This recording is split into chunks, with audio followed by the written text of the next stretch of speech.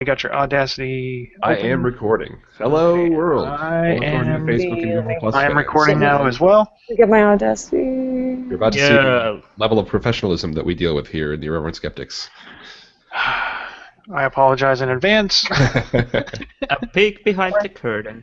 We are here to ruin the rest of your day. Don't look behind the curtain. I'm not dressed yet. Woo-hoo. I will leave my camera off for quality's sake since we have two feeds here in the house. Okay, everybody recording? No, I'm trying to get it to happen. Hold on, I had it, and now of course He's all like, chill the fuck out, John. Yeah, deep breath. Because if I hadn't gone to the store, yeah, exactly. If I hadn't ran to the store, I might be on time. Just saying. It's not like I knew weeks in advance that we were doing this. That's that crazy. whole last minute notice. It's a bitch.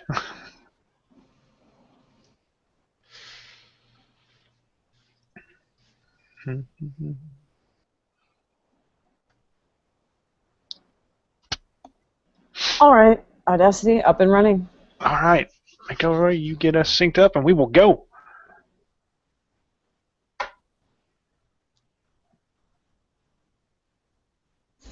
Okay, so let's see. Our sync up word for the day will be Armageddon. All right. I would have thought something like Contagion. Armageddon. Armageddon. So on the count of three, and 1, 2, 3, then Armageddon. 1, 2, 3. Armageddon. Oh my God, that was the best we've ever done. Awesome. Are you jinxing us over there? Shush. Nope. All right, here we go. Judgy McJudgerson. We can't be trained to say our names in proper order. Here we go. Welcome to the Irreverent Skeptics podcast. We're geared up in our level 4 containment suits and ready to dispense a healthy dose of knowledge or jackassery or both. Joining us today are Cog and the man-eating Big Pharma machine, Mike McElroy. Ahoy hoy. Red-eyed devil horse shill, Mike Bowler. And I looked, and behold, a pale horse, and his name that sat upon him was Death, and hell followed with him. And the power was given unto them, and the fourth part of the earth, to kill with the sword, and with hunger, and with death, and with the beast. Get on! Revelations. Brandy Madison. Hi. Erno. Can't follow that. I bring you death and disease. And I'm your host, John O'B. You need a Tic Tac or a cough drop or something? This is a little epidemic. Typhoid Mary? Yeah. That's something. Homeopathy. So I want to talk about a little thing before we get into the today's topic. So a couple weeks ago, we went on a hiking trip, and I was outside getting things ready for the trip. I was loading up the car, and I hear the neighbors a couple houses down, the neighbor kids, and they're playing current events or something. And I hear the one kid, he's got his cap gun. I didn't know kids still had cap guns, by the way, but he had a cap gun. And he's all, get out of the car, and then pop, pop, pop, pop, pop. So terrible. I was like, hey, Brandy, they're over there playing current events. Oh no. What, are they playing cops and brown people or something? Oh no. Pretty much, yeah. The Ferguson game. Send your hate mail and feedback and death threats to feedback at Irreverent Skeptics. That can. So yeah, I was like, Well, at least they know what's in the news. that story had to make it on the show. I was Good. loving. Get out of the car, pop, pop, pop, pop. Well, he told him. No chance to even get out of the car. Like no space between those things. Could have only been better if he'd have started yelling, "Stop resisting!" They're coming right for Or us. if the other kid had been saying, "Am I free to go? Am I being detained?" Or don't tase me, bro. Don't tase me, bro. Oh. Alright. Oh, jeez. Okay, moving God, I on. love I have tears in America. my eyes from that. Okay, moving on. So, Apropos of Mike, that. you know the difference between an epidemic and a pandemic? I think I do. All right. Let's see. From Slate.com, for some reason, instead of from the CDC, because it's the CDC's official definition of an epidemic is the occurrence of more cases of disease than expected in a given area or among a specific group of people over a particular period of time. And since some diseases become more prevalent or lethal over time while others become less severe, the CDC has to adjust its statistical models to alter the definition of what's truly more or less than expected. So it's constantly changing. Mm-hmm. And a pandemic is an epidemic that occurs across several countries and affects a sizable portion of the population in each, although there's no formal definition of what constitutes sizable. According to the CDC, Hard science. I'm sorry. It's all hard science. That's right. According to the CDC, the last influenza pandemic took place in 1968 to 69 when the Hong Kong flu killed 33,800 Americans between September and March. So Now that seems weird to me. I thought that the flu was just considered like a constant pandemic because it's everywhere all the time. I don't know.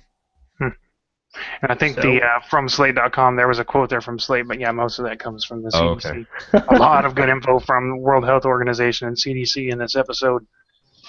So first, let's talk about one that everyone's probably aware of these days, Ebola, and also its nasty cousin, Marburg. So these are two diseases that are similarly frightening. And trust me, you really, really don't want to get either of these monstrous diseases. So first is Marburg. Marburg is a rare but severe hemorrhagic fever, which affects both human and non-human primates. Marburg is a genetically unique zoonotic or animal-borne RNA virus of the filovirus family. The Quavivirus and 5 species of Ebola virus are the only other known members of the filovirus family. Only other known members, mind you.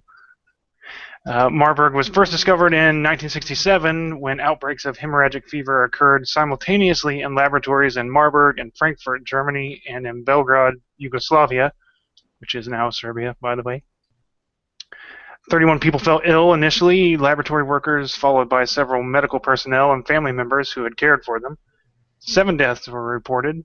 The first people infected had been exposed to imported African green monkeys or their tissues while conducting research. One additional case was diagnosed retrospectively. Fatality rates in Marburg range from 24% to 88%. So here we go with some symptoms. So the incubation period, the interval from infection to onset of symptoms, varies from 2 to 21 days. Illness caused by Marburg virus begins abruptly with high fever, severe headache, and severe malaise. I get severe malaise on video gaming days. I like severe malaise on my Subway sandwiches. It's delicious. Sometimes they have the sriracha malaise. I prefer the baked malaise myself. Muscle aches and pains are a common feature. Severe watery diarrhea, abdominal pain and cramping. Wait. That's redundant. Severe watery diarrhea. Oh. Yeah, is not watery part of the definition? Nausea and vomiting can begin on the 3rd day. Diarrhea can persist for a week. God, that's terrifying. The appearance of patients at this phase has been described as showing, quote, ghost-like, drawn features, deep-set eyes, expressionless faces, and extreme lethargy. Lethargy? Whatever. Lethargy, yeah. Yeah, I swear to God, I can pronounce words when I'm not reading them for the show. I promise. You can't English when you're reading them online. In the 1967 European outbreak, non-itchy rash was a feature noted in most patients between 2 and 7 days after onset of symptoms. Many patients develop severe hemorrhagic manifestations between 5 and 7 days, and fatal cases usually have some form of bleeding, often from multiple areas. Fresh blood and vomit and feces is often accompanied by bleeding from the nose, gums, and vagina. Even in men. Go figure that one out. Yeah, right? Nothing? The same vagina that men get their sand in when they're playing games online? I wish we had the crickets. Is that the male gaming vagina? Is it that one? Or they get sandy vag when they're playing? I have heard that, and it's terrible. It's terrible. Yeah, Halo. It's a terrible illness. Yeah. Mm-hmm. So, spontaneous bleeding at venipuncture sites, where intravenous access is obtained to give fluids or obtain blood samples, can be particularly troublesome. During that severe phase of illness, patients have sustained high fever. Involvement of the central nervous system can result in confusion, irritability, and aggression. Thankfully, they're probably pretty weakened by then, so they can't really do much. Spit vomitous curse words at you, maybe? I don't know. orchitis has been reported occasionally in late phases of disease, 15 days. In fatal cases, death occurs most often between 8 and 9 days after symptom onset, usually preceded by severe blood loss and shock. So you have an interesting speech pattern there, John. You said in fatal cases death occurs, and then there was a long pause. And I was about to say, are you really saying there are fatal cases where death doesn't occur, or death occurring in cases that aren't fatal? Or... Oh no! I'll leave that up to the listeners to decide. Please tell me, how do you make the distinction between a person who has been eating Chipotle and then who has this disease? Or Taco Bell. It's a smell and taste test. Oh God! Moving on, diagnosis. No. So there are 5 ways to diagnose Marburg. No. We're not moving on yet. What are you smelling and tasting, John? Personally, nothing. We're talking about professionals that will do a smell and taste test to decide was this bad folding or maybe Japan, I think this is how it's spread. Actually, that smell and taste test. I think that's probably a dangerous thing. Are you visiting some sort of weird pay website where you have to watch videos about this? I might have been a little confused about today's topic, apparently. Guess so. So epidemic, not 2 girls, 1 enema. hemorrhagic fever. You know the website. Jesus Christ. Oh, no. 2 girls, 1 hemorrhagic fever. Oh my God. So shit on my diagnosis, keyboard. there's 5 ways to diagnose Marburg. Sorry, Mom. The first is enzyme-linked immunosorbent assay, whatever. Assay, yeah. It's like assay, only assay. That is commonly called ELISA. The antigen detection tests, serum neutralization tests, reverse transcriptase polymerase chain reaction assay, and virus isolation by cell culture. I'd love to go through and tell you what all of that means, but that would be half the show. It's a pretty long explanation. You can certainly look that up, and there are tons and tons of links for today's show. Really know. Oh, I only kind of know. Yeah.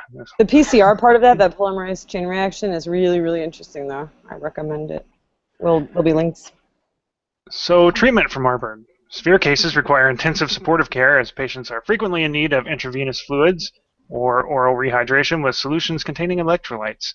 There are no specific treatments available for Marburg, although some drug therapies have shown promising results in laboratory studies. So I guess basically it sounds like they're like, oh, here, have something to drink. Are you comfortable? Yeah, good luck to you. So I have a list here of outbreaks for Marburg. I'll go over in this list just the ones that have the highest number of cases and deaths. But they go back as far as 1967, which is when the first occurred. There's 1 in 75, 1980, 87, 88, 90. In 1998 to 2000, in Durba and Watsa, Democratic Republic of Congo, a total of 154 cases and 128 deaths of Marburg virus infection were recorded during this outbreak. The case fatality was 83%, which is pretty high for Marburg.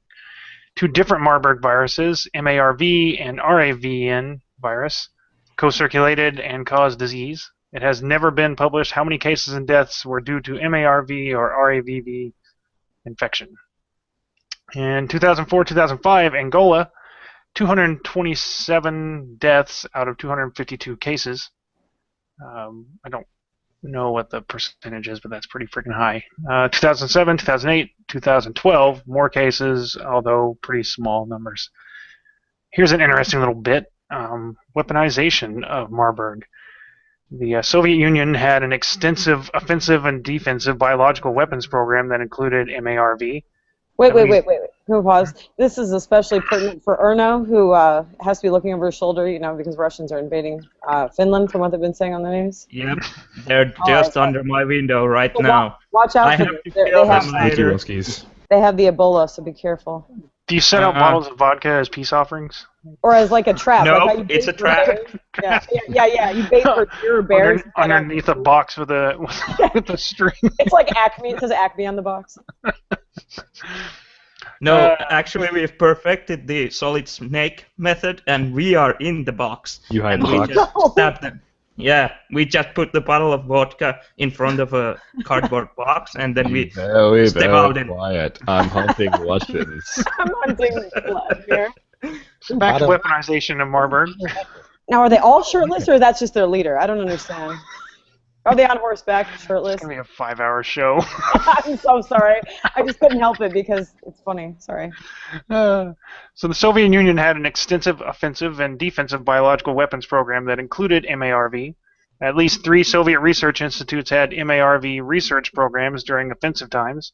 The Virology Center of the Scientific Research Institute for Microbiology in Zagorsk. Today's, I'm not going to pronounce that, so that's all you get. The Scientific Production Association Vector in Koltsovo, and the Irkutsk Scientific Research Anti-Plague Institute of Siberia and the Far East in Irkutsk.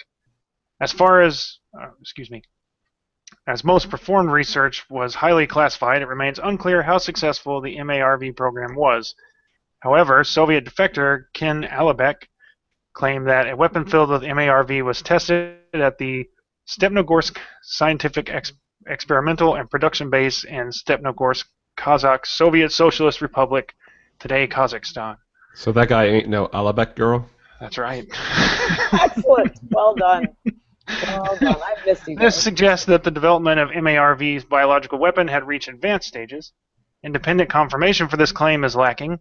At least one laboratory accident with MARV resulting in the death of a Kosovo researcher, Nikolai Ustinov, occurred during offensive times in the Soviet Union and was first described in detail by Alabek. After the collapse of the Soviet Union, MARV research continued in all 3 institutes. Because when you have a fatal outbreak or a fatal release of a disease in your research center, that's what you do, is you just keep researching. You know what would be worse than Marburg? Ebola. Ebola. Yeah. Ebola. Arguably nastier than Marburg, I would say. The Ebola virus disease is a severe, often fatal illness with a case fatality rate of up to 90%. It is one of the world's most virulent diseases. Holy balls, I didn't realize it was that high. Yeah. The infection is transmitted by direct contact with the blood, body fluids, and tissues of infected animals or people. During an outbreak, those at higher risk of infection are health workers, family members, and others in close contact with sick people and deceased patients. And so even the corpses are infectious. So funerals and people that do all the funeral preparation. That is correct. Super high risk. Mm-hmm. That's terrifying. Ebola outbreaks can devastate families and communities. Ebola first appeared in 1976 in 2 simultaneous outbreaks in Zara, Sudan, and in Yambuku, Democratic Republic of Congo. The latter was a village situated near the Ebola River from which the disease takes its name. Genus Ebola virus is one of 3 members of the Filoviridae family, or filoviruses, along with Marburg virus and Queva virus, which regrettably I have nothing on that for this episode. Maybe in a future episode, probably not. Genus Ebola virus comprises 5 distinct species. Bundibugyo virus, Ebola virus, Zaire Ebola virus, Reston Ebola virus, named for the strain discovered in Reston, West Virginia, more on that shortly, Sudan Ebola virus, and Thai Forest Ebola virus. So here's some facts about Ebola. Transmission. It's introduced into the human population through close contact with the blood, secretions, organs, or other bodily fluids of infected animals. In Africa, infection has been documented through the handling of infected chimpanzees, gorillas, fruit bats, monkeys, forest antelope, and porcupines found ill or dead in the rainforest. Basically, just don't touch anything in the rainforest in Africa, it sounds like. Ebola then spreads in the community through human-to-human transmission, with infection resulting from direct contact through broken skin or mucous membranes with the blood, secretions, organs, or other bodily fluids of infected people, and direct contact with environments contaminated with such fluids. Burial ceremonies in which mourners have direct contact with the body of the deceased person can also play a role in the transmission of Ebola. I've heard that one of the rituals in some communities is to kiss the deceased person, and that has been considered a potential way to contract and spread Ebola. Corpses as vectors, Mm-hmm. which puts women at risk in countries where that's the tradition, that they prepare their bodies, and certainly healthcare workers. Men who have recovered from the disease can still transmit the virus through their semen for up to 7 weeks after recovery from illness. That's fucking frightening. Healthcare workers have frequently So been then infected. the opposite of fucking the pain away. Yes. Healthcare workers have frequently been infected while treating patients with suspected or confirmed Ebola virus. This has occurred through close contact with patients when infection control precautions are not strictly practiced. So the symptoms of Ebola virus disease. It's a severe acute viral illness, often characterized by the sudden onset of fever, intense weakness, muscle pain, headache, and sore throat. This is followed by vomiting, diarrhea, rash, impaired kidney and liver function, and in some cases both internal and external bleeding. Laboratory findings include low white blood cell and platelet counts and elevated liver enzymes. People are infected as long as their blood and secretions contain the virus. Ebola virus was isolated from semen 61 days after onset of illness in a man who was infected in a laboratory. The incubation period, that is the time of interval from infection with the virus to onset of symptoms, is 2 to 21 days, which gives you a lot of time to travel from where you infected to when the symptoms are onset. Diagnosis, these are mostly the same as the Marburg, with one difference, and that is the ELISA, the diagnoses are antibody capture enzyme-linked immunosorbent assay, or ELISA, antigen detection tests, serum neutralization test, reverse transcriptase polymerase chain reactions assay, virus isolation by cell culture, and the one difference is electron microscopy. I don't know why that's not in the list of diagnoses for Marburg, but it isn't, or at least not in what I read. Treatment, I have a question mark, because pretty much with Marburg, there's not a whole lot of treatment. There's no licensed vaccine. There's plenty being tested, and recently there was talk of some finger quotes, miracle treatment, but I haven't heard a lot on that. I haven't read much on it, other than it doesn't actually seem to be effective.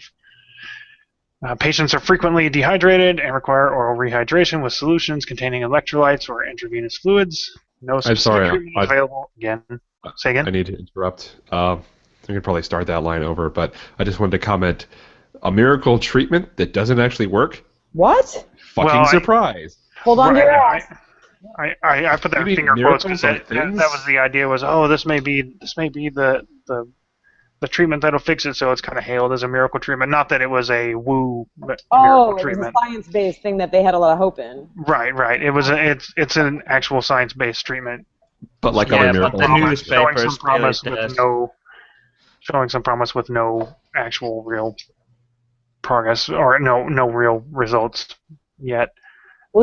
Susan in the Q&A commented, I just come in to hear that John is afraid of 7-week-old semen. Aren't we all? Yeah. I'm glad it's not just me, Susan. That is indeed fair, yeah. That also makes the porn industry there basically all snuff films, essentially. Like, if you have infected people that have no symptoms. So, again, with outbreaks similar to Marburg, I'm going to talk about the outbreaks with the highest death rate. Yeah, I'm just going to skim right past that. There are a lot more listed here than I'll go through. The first one is 1976, the first recorded outbreak, Democratic Republic of Congo. That's Ebola Zaire. 280 of 318 cases were fatal. That's 88%. In 76, in Sudan, Ebola Sudan was that strand. 151 of 284 cases, which is 53% mortality. In 1995, in the Democratic Republic of Congo, Ebola Zaire again, 254 of 315 cases, that's 81% mortality. In Uganda, Ebola Sudan, 224 of 425 cases, 53%. Skip ahead a bit, 2003, Congo, Ebola Zaire, 128 of 143 cases, that's 90%. 2005, Congo, Ebola Zaire, again, 187 of 264 cases, that's 71%. 2007, Uganda, Ebola Bundibugyo, 37 of 149 cases, so 25% in that case. I'll talk a little bit more about this year's outbreak in a few minutes. Natural hosts of Ebola. Both Marburg and Ebola are harbored in fruit bats. The bats do not show obvious signs of illness. It doesn't seem to affect them at all. It would appear that different species may harbor it, and that their overlapping ranges mean that an overlap of range of the virus itself exists.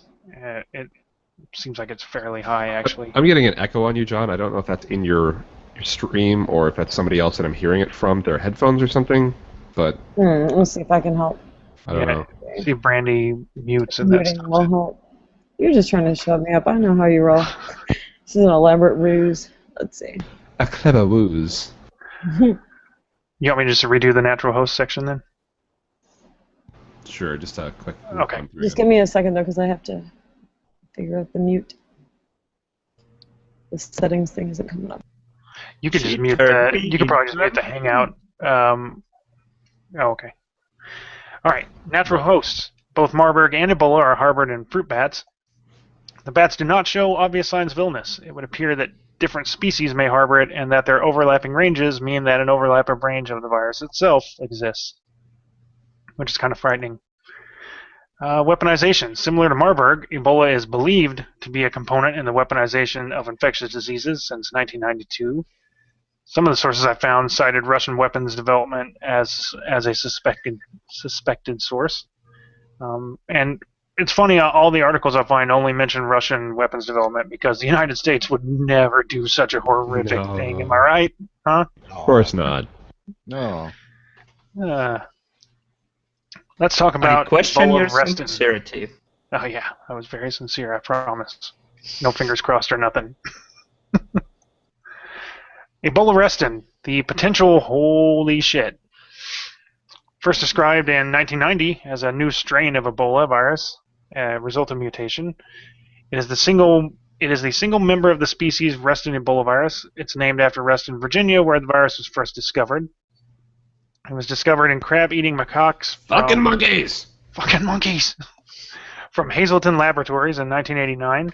This drew a lot of media attention due to the proximity of Reston to the Washington, D.C. metro area and the lethality of a closely related Ebola virus, which would be Ebola Zaire.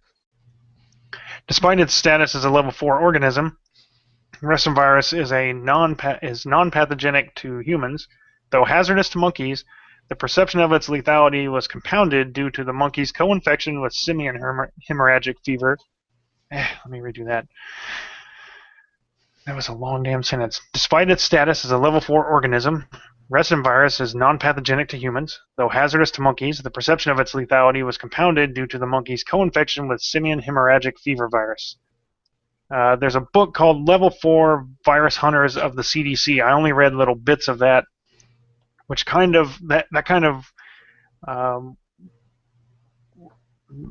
was kind of contrary to what I read in The Hot Zone, which is a book that Brandy and I recently read, and The Hot Zone is all about the Reston virus. In The Hot Zone, it's mentioned that it seemed that the virus was spread through the air, although that was never concluded, and I've read a couple of articles since then that say it's not in fact transmissible through the air. So I guess that's kind of up in the air, and the reason I call this the potential holy shit is because if in fact it mutated such that it was airborne, then the possibility is that something like Ebola Zaire, which has the highest mortality rate, could mutate into an airborne virus, and that would be goddamn scary. It does bear noting that is not the case. That has never been observed outright. So at least for now, that world-ending, potentially world-ending case has not happened. So what we've learned is that the wisdom from Planet of the Apes works. Get your hands off me, you dirty ape. Get your hands off the damn dirty ape. Keep your hands off the fucking monkeys. Yeah. So let's talk just a tad about Ebola in 2014. So there's been a West African outbreak of Ebola this year.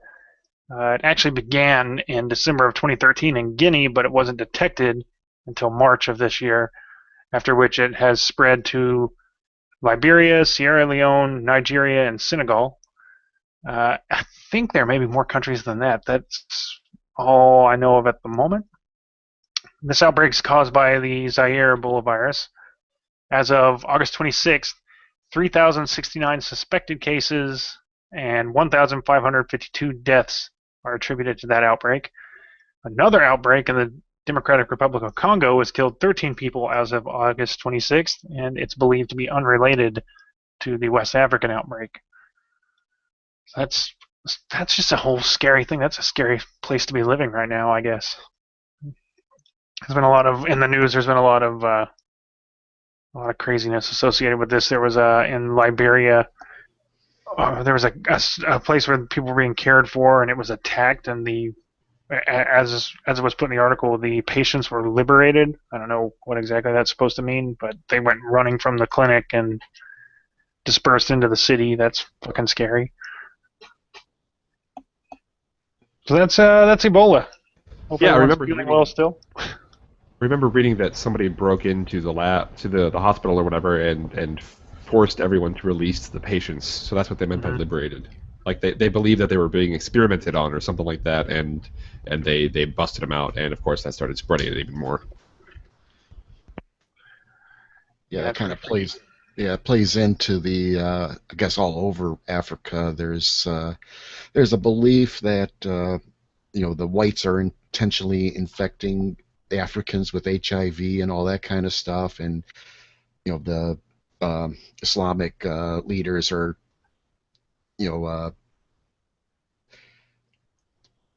trying to get their followers to not take vaccines and stuff like that. So Yeah, that happened with the polio vaccine a little while ago, didn't it? They thought Right. it was a CIA plot or something right. So to make them infertile. yeah. So it's Well, it doesn't help that the way they found Bin Laden was through this vaccination campaign. Yeah. It certainly doesn't help that there was a seed of truth at the center of all that. right. But it's kind of a sad. Mm-hmm. Hey, Mike Bowler, I got a question. What do you know about influenza? What do you need to know? Everything. All right. What do you want to know? What would you like to know? Okay. Well, I know quite a bit, but I'm really big on the influenza pandemic of 1918. The 1918 flu God, that is so pandemic. 20th century. I know.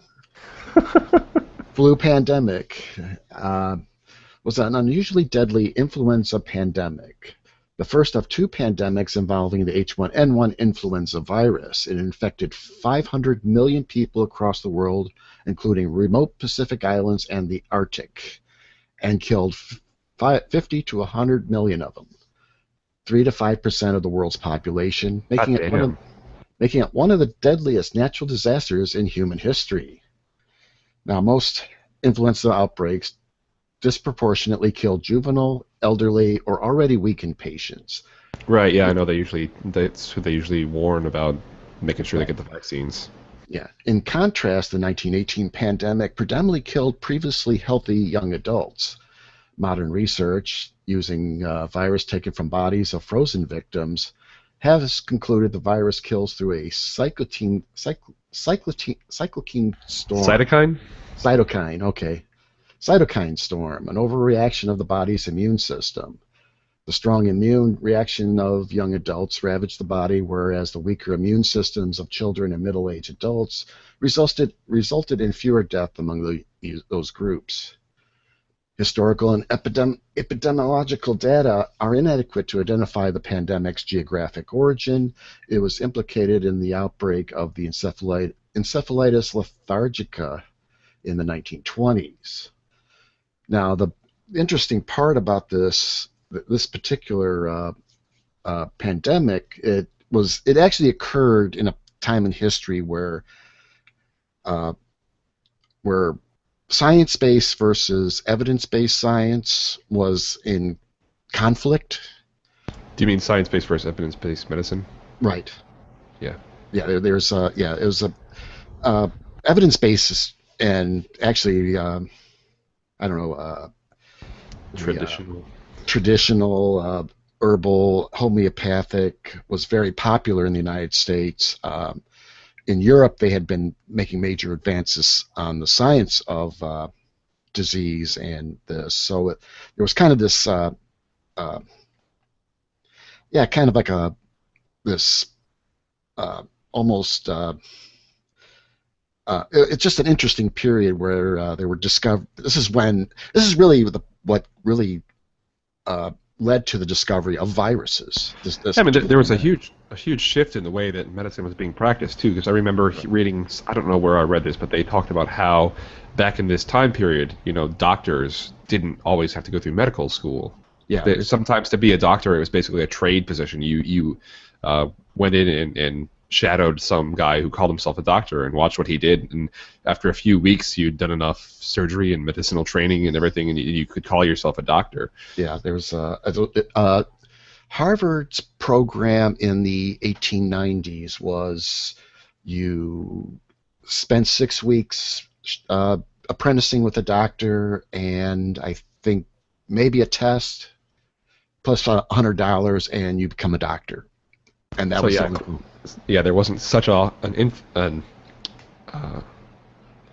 little word I'm thinking of. Yeah, there was very little science. And in this day and age, that's how homeopathy works. You just pay them a money, send them a check, and you get your degree. You can be a doctor of homeopathy. Right. Yeah, there definitely wasn't this emphasis on being professionally educated in a serious study of the human body and how everything works like there is now. Right. But the real science work was coming out of Europe, out of France, Germany, and to a lesser degree England. The Pasteur Institute was when they were making great strides in discovering anthrax, cholera, of course pasteurization, Louis Pasteur, and pasteurization. Pretty much the germ theory was really coming to its own. It was being tested pretty heavily. I mean, it was more like a germ hypothesis at that time. It hadn't really even been considered a theory. So you had that, the science kind of in flux, where just this fledgling science, yeah. Right. And then you had a world war going on. The First World War, having started in 1914. By 1918, pretty much the entire world was embroiled in one form of another. So, and unfortunately for this disease, wartime censorship prevented this information that there was a pandemic going on to get to the general public.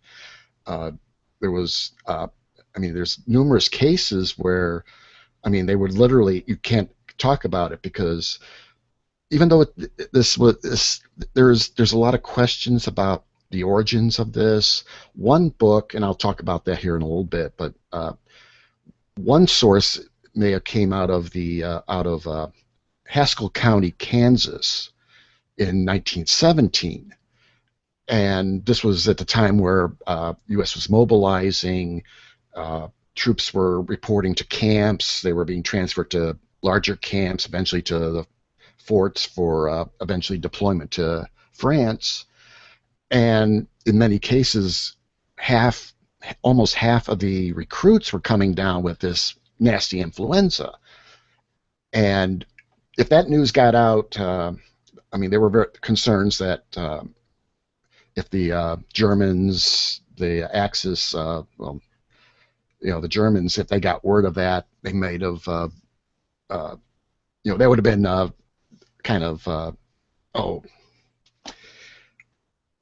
it might have given the Germans incentive to seriously attack, on the front, believing that half the forces that were supposed to show up weren't going to show up because they were dying in hospitals.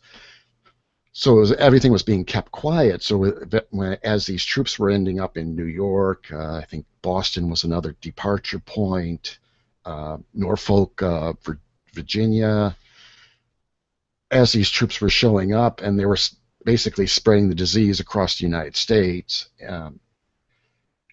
And they eventually, when they got to Europe, they were still dropping as they were landing on in France.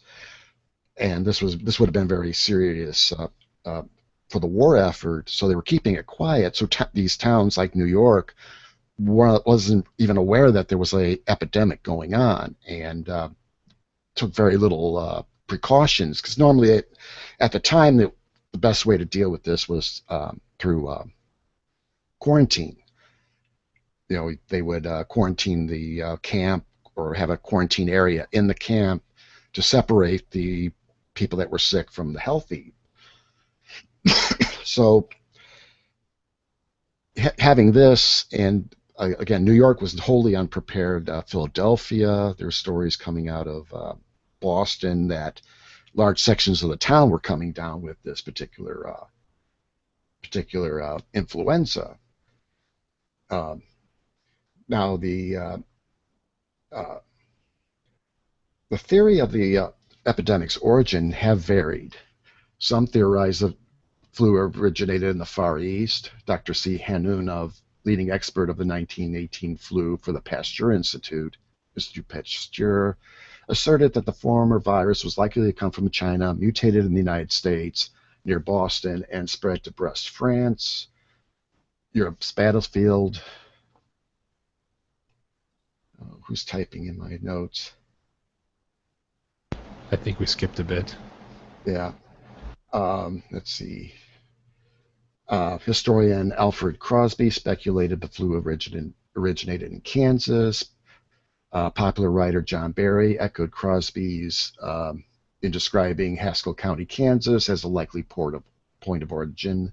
Political scientist Andrew Price Smith published data from an Austrian archive suggesting the influenza had earlier origins, beginning in Austria in the spring of 1917. Historian Mike Humphreys of Canada's Memorial University of Newfoundland states that newly unearthed records confirm that one of the side stories of the war, the mobilization of 96,000 Chinese laborers to work behind the British and French lines on World War I's Western Front, may have been the source of the pandemic.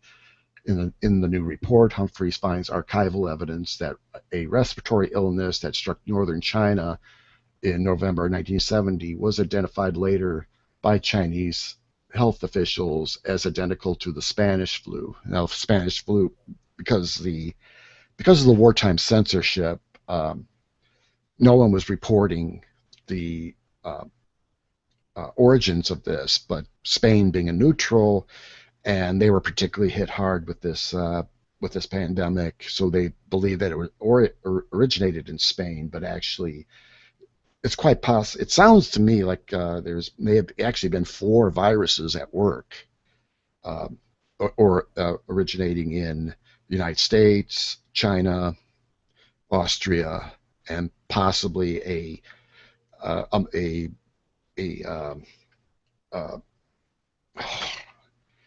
that the virus may have mutated while it was in France. So there was kind of like, because it actually, in the Crosby book, or the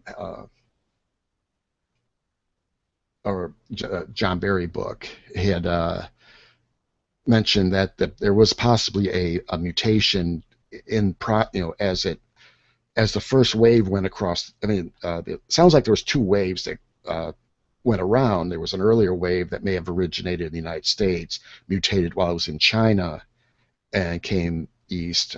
There's all sorts of different speculations, but there seems to be a mutation at some point that turned the influenza into a much more virulent form. It moved a lot quicker than it was originally. So it's kind of interesting how this in this particular case with this particular pandemic, and it's actually pretty neat how this was where no one actually even realized viruses existed, and actually studying this particular influenza, they started. I forget. It's actually in the Great Influenza book by. I just had his name here. The John Barry. He wrote this book, The Great Influenza, that they noticed that these cells were being attacked by these little particles. That's what the scientists thought they were, only to discover these were the actual viruses that were attacking the cells, and eventually learning that a virus, once it actually hijacks the cell and uses the cell's DNA to replicate itself. And but this was like the earliest realization that there were actually viruses. Huh.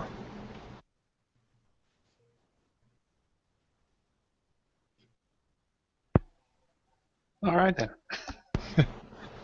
Speaking of segues, I don't know if you're going to go back and read that other bit or not.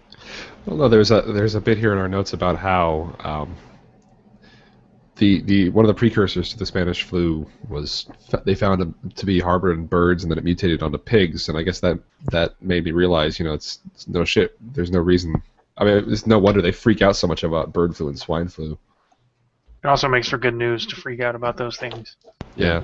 Even though recent pandemics of bird flu and swine flu have really low death tolls. Yeah. And the reason that the thing got the nickname the Spanish flu in the first place was because Germany, Britain, France, and the United States kind of minimized their reports of illness and mortality, and Spain, who was neutral in the war, decided that they were going to go ahead and report everything, and there was this false impression that Spain was especially hard hit by it, when in reality they were just being the ones to tell the truth about it.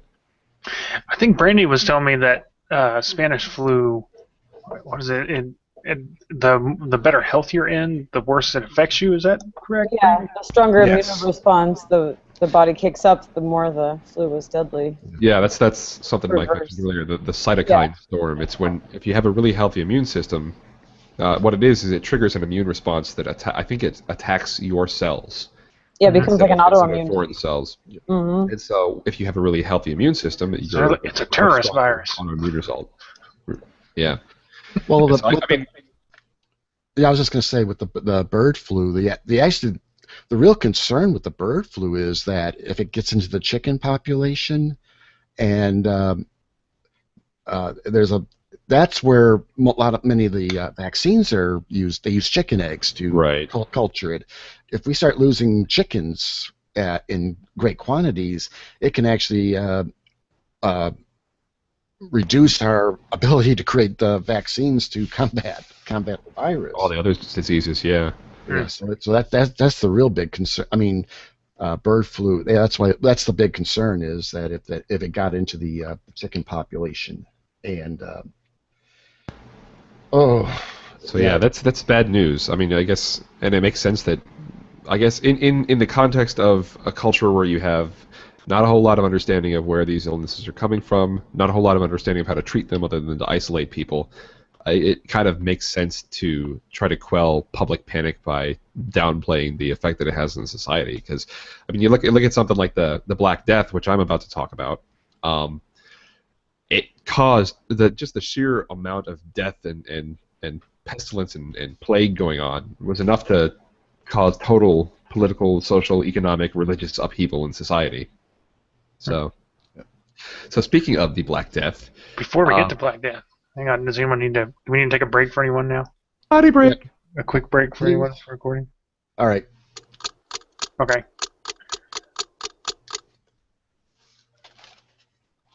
A fast break. After these messages, When Erno comes back, since since Erno has to skip out before we're done, why don't we have him do his outro for us? And remember. Okay, yeah. Brandy, you need to hit the restroom or anything? She's all, yeah, God damn it, leave me alone. Let her do a lady business. Lady business. Oh my.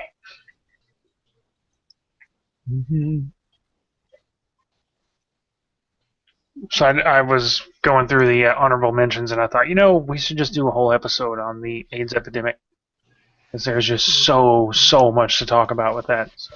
And all the HIV denialists. Oh yeah, I mean, there's just all kinds of shit. There's so many different points to make. Wasn't there some magazine that was run by HIV denialists all about how AIDS wasn't caused by HIV and they all died of AIDS? Oh, really? Just I was recently, unaware of that. like the last member of their board died of AIDS because they Huh. denied that it had anything to do with HIV. They stopped taking all their retrovirals and their treatments. They believed that they could treat themselves through diet and exercise, and nope, dead. There was a paper I had started reading night before last about Ebola that 5 of the researchers for this paper before it was published ended up dying. I wanted to talk about that, but I already had enough stuff. I thought, yeah, we could have done a whole show just on Ebola if we'd have wanted. So. I did post a link to that on the Facebook group, and I think I posted it on good. Google Plus as well. So if anybody watching wants to check that out, Irreverent Skeptics, look them up on Facebook and Google Plus. Yes. So Arno, since you have to cut out early, why don't you go ahead and do your and remember for us? Give us your outro. And remember to wash your hands after peeing.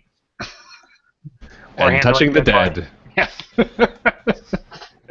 Don't kiss a dead body without yourself. a rubber sheet between the two of you. And touching monkeys. And touching birds. And touching Touch pigs. my monkey. Touch him. Love him. Wash your hands. Would you like me to touch my monkey? Brandy asked if you need to go run and check your comrade traps. Go check the box for Russians. In English, please. Oh, yeah, we have that negative feedback. We haven't addressed that. Oh, yeah, we need to do that. Almost forgot. It is. Do we want to do that at the end? Yeah, Like we'll do that at before the we end. cut out? Okay. Yeah. It's fucking loony as fuck, but yeah, we'll address it. Do you That have was it on loaded up? your- I totally lost where it was. It's on the intro videos comments, isn't it? Is that right? Yeah, on my YouTube On channel. Arrow's channel, yeah. Yeah.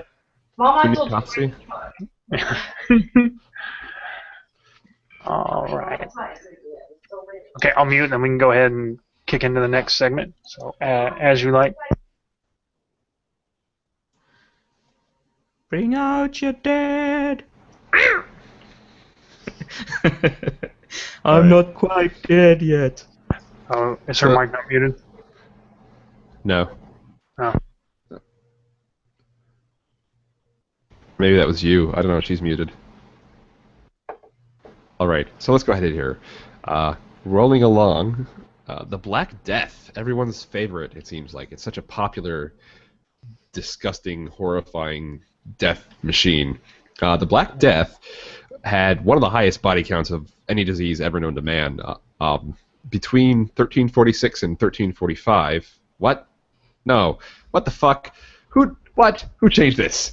Between 1346 and 1355. Is that right? God damn it! Now I have to check this again. It could not have been between 1 year and then the previous year. What? Fucking god damn it! I did not touch that. Don't. I would have done that to fuck with you, but I didn't even think about it. I will read everything that's on the prompter. You deserve it, a-hole. There are other mistakes there too. Reducing the population to around 350,000 to 370. That's right. Yeah. Million. Yeah. Yeah, that's right. Yeah. No. Yeah. That after you add in all the births in that period, yeah, it comes out to that. Ah, okay. Yeah. Sure. Why Anyway. not? So let's try this again. God damn it. Microphone, stop fucking with me. Black Death, glorious. Fucking god damn it, microphone. Stop it. Stop jumping around, you son of a bitch. It did it again, of course. The fuck is going on with this shit? Maybe it's dying of a virus. Okay, so the Black Death. Black Death, the Black Plague, the Plague. Seriously, it's doing it again. It had one of the highest body counts of any disease ever known to man. Between 1346 and 1353, it killed between 75 and 200 million people in Eurasia, which was about 30 to 60% of the region's population. At the time, the world's population was only about 450 million total, and the plague far outpaced the global birth rate, which reduced and ended up reducing the population to about 350 to 375 million overall. I think it would have been pretty deadly in today's world, since people move around a lot more than what they did during the Middle Ages, since they lived in these close-knit communities. Actually, one of the things that I read about in the stories of all the information online is that at the time when the plague hit Europe, basically most of Europe was overpopulated. There was very little actual farmland or anything left. It was all just stuffed with people, and which, I mean, it's kind of hard to think about, but it ended up, I guess you needed so much more farmland per person than you do now. But yeah, and I suppose it was the arable land that was consumed. Right. Yeah. So, I mean, the actual fucking microphone. This is really pissing me off. Google, fix your shit. Turn off auto microphone adjustment. Thank you. The actual origin of the disease isn't entirely clear, but most historians think it began somewhere in Central Asia, traveled along the Silk Road, which is a trading route, and it and it reached the Crimea by 1343.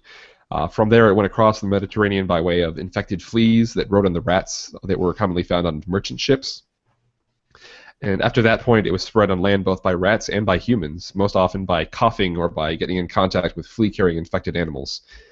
Earlier this year, strangely enough, an article popped up claiming that rats had been exonerated for being plague carriers, but really it was just coverage of a press conference about a new documentary about the Black Death.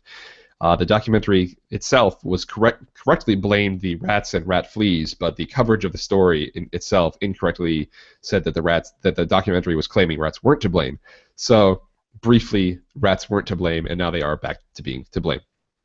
Anyways. And I think cats were blamed also by the people at the time, and that kind of made it worse because cats tend to kill pests. Hence the scene in Monty Python and the Holy Grail with them smacking a cat up against a wall and going over and over again. Yes. But in his writing the Florentine Chronicle at the time, Baldassare Bonaiuti talks of what life was like for the average citizen while the plague was at its peak. It's pretty glorious. Quote, "All the citizens did little else except to carry dead bodies to be buried. At every church they dug deep pits down to the water table, and thus those who were poor who died during the night were bundled up quickly and thrown into the pit. In the morning, when a large number of bodies were found in the pit, they took some earth and shoveled it down on top of them, and later others were placed on top of them, and then another layer of earth, just as one makes lasagna with layers of pasta and cheese."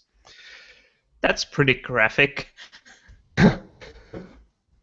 That was somebody who witnessed all this going on, and he said, "This is just what people were constantly doing all the time." Is I know what I'm having for lunch now. Lasagna. Lasagna. Put some lasagna in your lasagna. Lasagna, it's made of people. Bum bum bum. So, but I always heard about the Black Plague hitting Europe and the effects that it had there, but it wasn't just in Europe. I mean, the plague spread throughout the Middle East. It hit Iraq, Iran, Syria. It killed about 40% of the population of Egypt. Only really severely isolated locations were ever safe from it. And following the original pandemic, the plague continued to ravage Europe well into the 17th century, at times killing by the tens or hundreds of thousands. A third resurgence started in China in the 19th century, and it spread to every inhabited continent. 10 million people died in that pandemic in just India alone.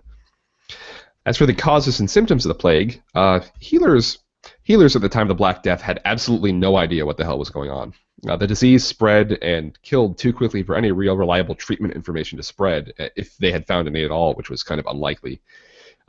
Jews, that perennial target of hatred and scorn from crazy people, faced widespread persecution, often being accused of poisoning wells to cause the plague. And that's where the poisoning the well fallacy gets its name from. I guess somewhere around 210 Jewish communities were just completely destroyed to try to keep them from poisoning people. Lepers and other people with skin diseases, even things as simple as acne, were also blamed for the plague, and they were singled out and exterminated. Europeans, who were very superstitious at the time, also tended to blame astrological forces and earthquakes for the plague. Not on they weren't caused by the plague. They blamed earthquakes for the plague. Somehow the plague was caused by earthquakes. Since lepers hadn't existed before. So the Black Death is actually several different kinds of plague wrapped up in a nice little bundle of doom carried by the Yersinia pestis bacterium. Bubonic plague, pneumonic plague, and septicemic plague were among the most common varieties. To make things worse, the poor bastards who got infected with one of them quite often wound up with more than one, like with the rest of them. So let's talk about the bubonic plague first, shall we? This is just delightful. The bubonic plague causes buboes, which are swollen lymph nodes. They look a little bit like huge blisters. They usually appear under your armpit, in the groin, on the neck. Doctors at the time of the Black Death often thought that they should be burst open to leach out the plague and to let it flow out of the body. But modern medicine considers this treatment useless at best and harmful at worst, since the wound could be at risk since the wound would be at high risk of infection. But would the pus also infect like the one giving the treatment? Quite possibly, yeah. Bodily fluids definitely carried the bacterium.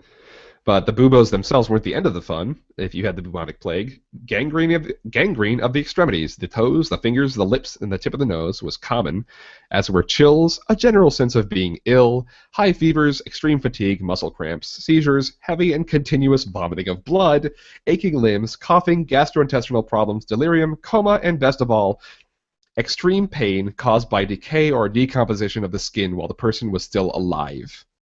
So the usual day after. Yeah, just the same old, same old. The mortality rate for the bubonic plague left totally untreated is between 40 and 60%.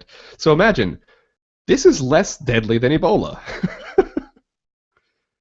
But it's still just the symptoms of this shit. My God, could you imagine seeing, like, it was 30 to 60% of Europe was killed by this. Imagine seeing 3 to 6 out of every 10 people you know dying with these symptoms. It's kind of nice that they didn't know what the words in Revelations meant, because they would have been completely doomsday right then and there. This is back when they were still talking in Latin and nobody had a clue what the hell they were saying. So let's see, pneumonic plague, the second of the trio of doom. As I mentioned before, in some cases the plague could also be spread through coughing. In the Popular Science has an article about this that was clearing up the confusion about rats being cleared of blame for the plague, and they explained how that this could be transferred through coughing. Quote, in some people, bubonic plague spreads to the lungs, although it isn't known whether this is because they are more susceptible to lung infections. Although it isn't known whether this is because they are more Although it isn't known whether this is because they are more susceptible to lung infections or because certain Yersinia strains are better equipped to infiltrate the lungs. Either way, this is a secondary pneumonic plague infection. If a person with secondary pneumonic plague sneezes or coughs on someone else, that someone else may get a primary pneumonic plague infection. The pneumonic plague is much more virulent and rare than bubonic plague, but also much more severe. It can result from the inhalation of aerosolized plague bacteria or when septicemic plague spreads into the lungs from the bloodstream. There have even been cases of pneumonic plague resulting from the dissection or handling of contaminated animal tissue. The most obvious symptom of pneumonic plague is a severe, often bloody cough. It's accompanied by fever, headache, weakness, rapidly developing pneumonia, shortness of breath, and chest pain. Infected people can suffer respiratory failure and shock, and death can occur as soon as within 36 hours. Left untreated, the mortality rate is almost 100%. So there you go. Yeah, that's not nice. No.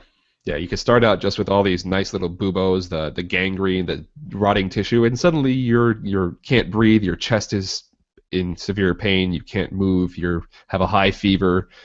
It's just bad shit going on here. The people must have been shit scared, because people would be. How would you not think this is the end of the world, right? Right, and have zero understanding of what causes it, how it spreads, things like that. Just no idea. Just people are getting this horrible illness and dying around you. That's got to be unbelievably frightening. Yeah. Yeah, you'd risk yourself every time you'd bury your friends and family who had just keeled over, basically. Absolutely. But it gets worse. The septicemic plague, which occurred when an existing primary bubonic plague infection spread from the lymph system into the circulatory system. And holy shit, is it ever bad news. Yeah, this is just goddamn frightening right here.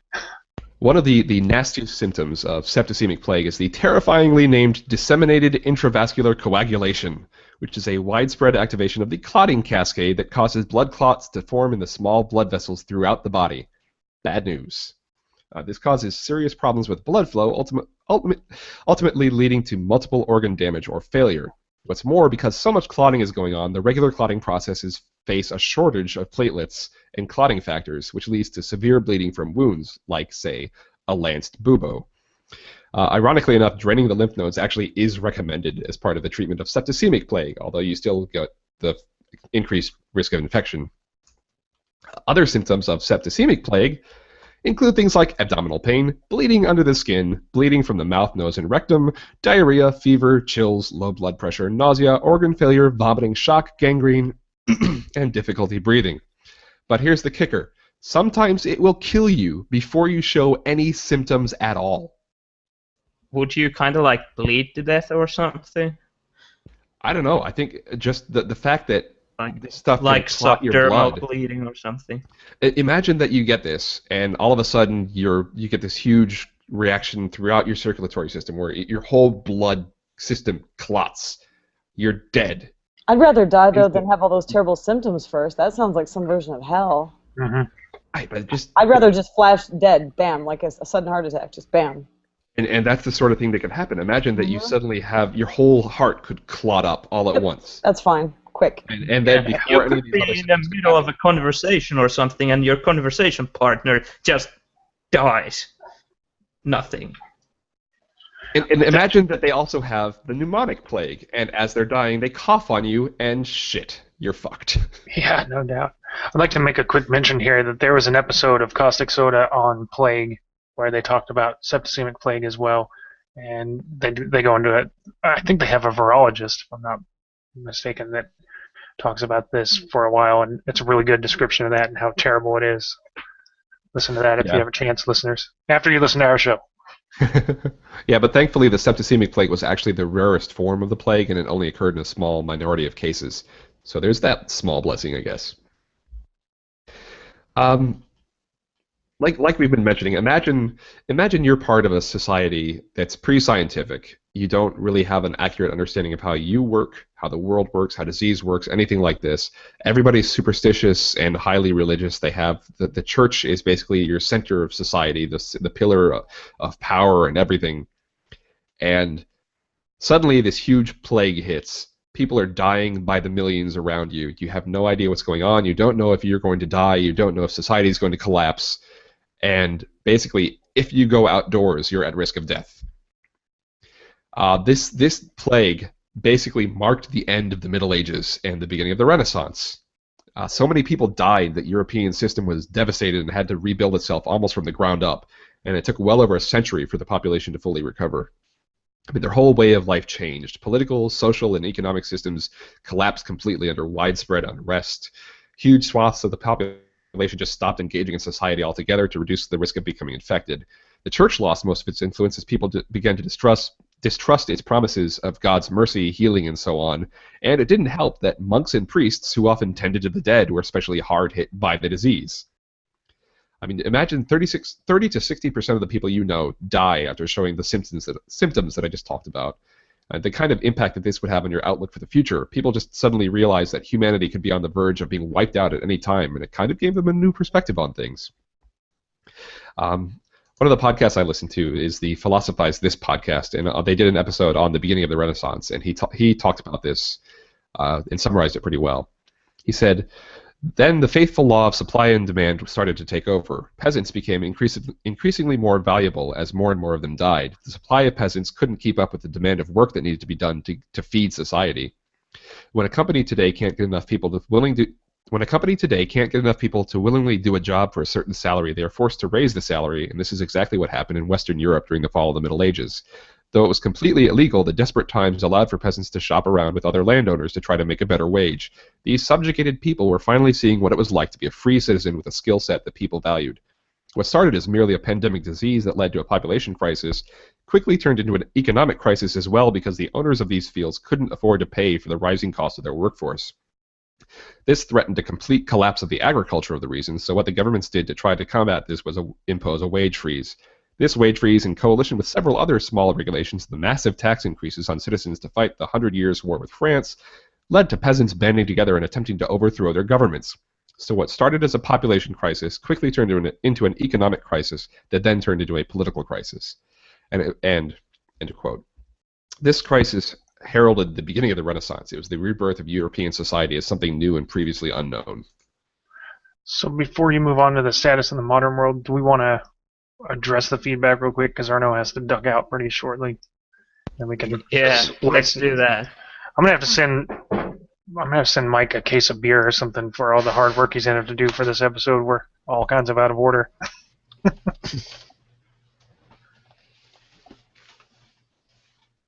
All right then. Do you have a link to the YouTube video just so I can look at this comment? No, if you'll scroll down to the bottom of the notes, I didn't see the comment there anymore, but I found the quote that Arno had pasted in the Hangout. So it's at the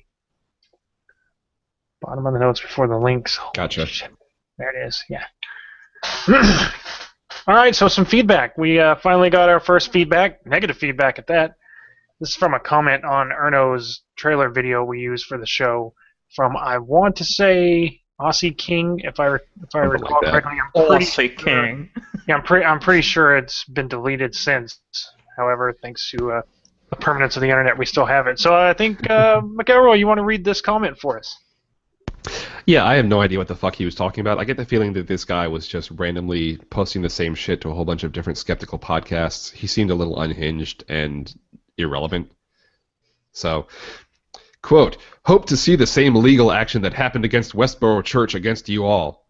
Yeah, well, me too. They won, fuck nugget. Think it won't happen? Think again. We love our veterans, and nobody I've met will defend your disgusting attitude. We have never said a single fucking negative thing about veterans, you illiterate uncle fucker. Yeah, not to mention that I've served in the military. No shit. Quote, I don't even need to watch this piece of crap like 39 other people didn't. And yet this mouth breather thinks he's making a rational comment about what he didn't watch. Just came to say, fuck you and have fun being a loser. Maybe one day one of those lesbian feminazi apostrophe s you hang with will actually have sex with you like you've been trying to for so long. I doubt it, though. I've been having sex with a quote feminazi for going on a year now, and it's fantastic. I'm just saying. So I'd like to address this guy. Thank you, Aussie King, for watching the show. Even though you said you didn't, at least you gave us some notice. You clicked through. You gave us some attention. You gave us another view, at least one. Yes. So thanks for the feedback. I kind of hope you trip and fall on train tracks. No big deal.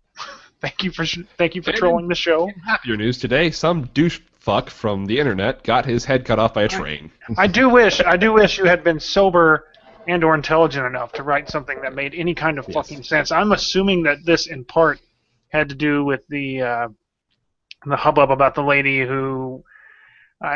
something about... How'd that go? She was claiming PTSD for being harassed online and something to the effect of veterans don't get real PTSD or something like that. It's the opposite of what we said. Yeah, like we in no way supported that strange notion, but... I love that he says he didn't watch this, and yet he thinks he knows what we're talking about.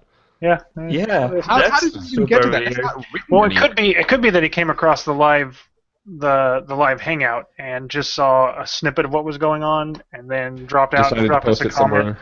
Yeah. Well, he might have stopped watching then and left us a comment.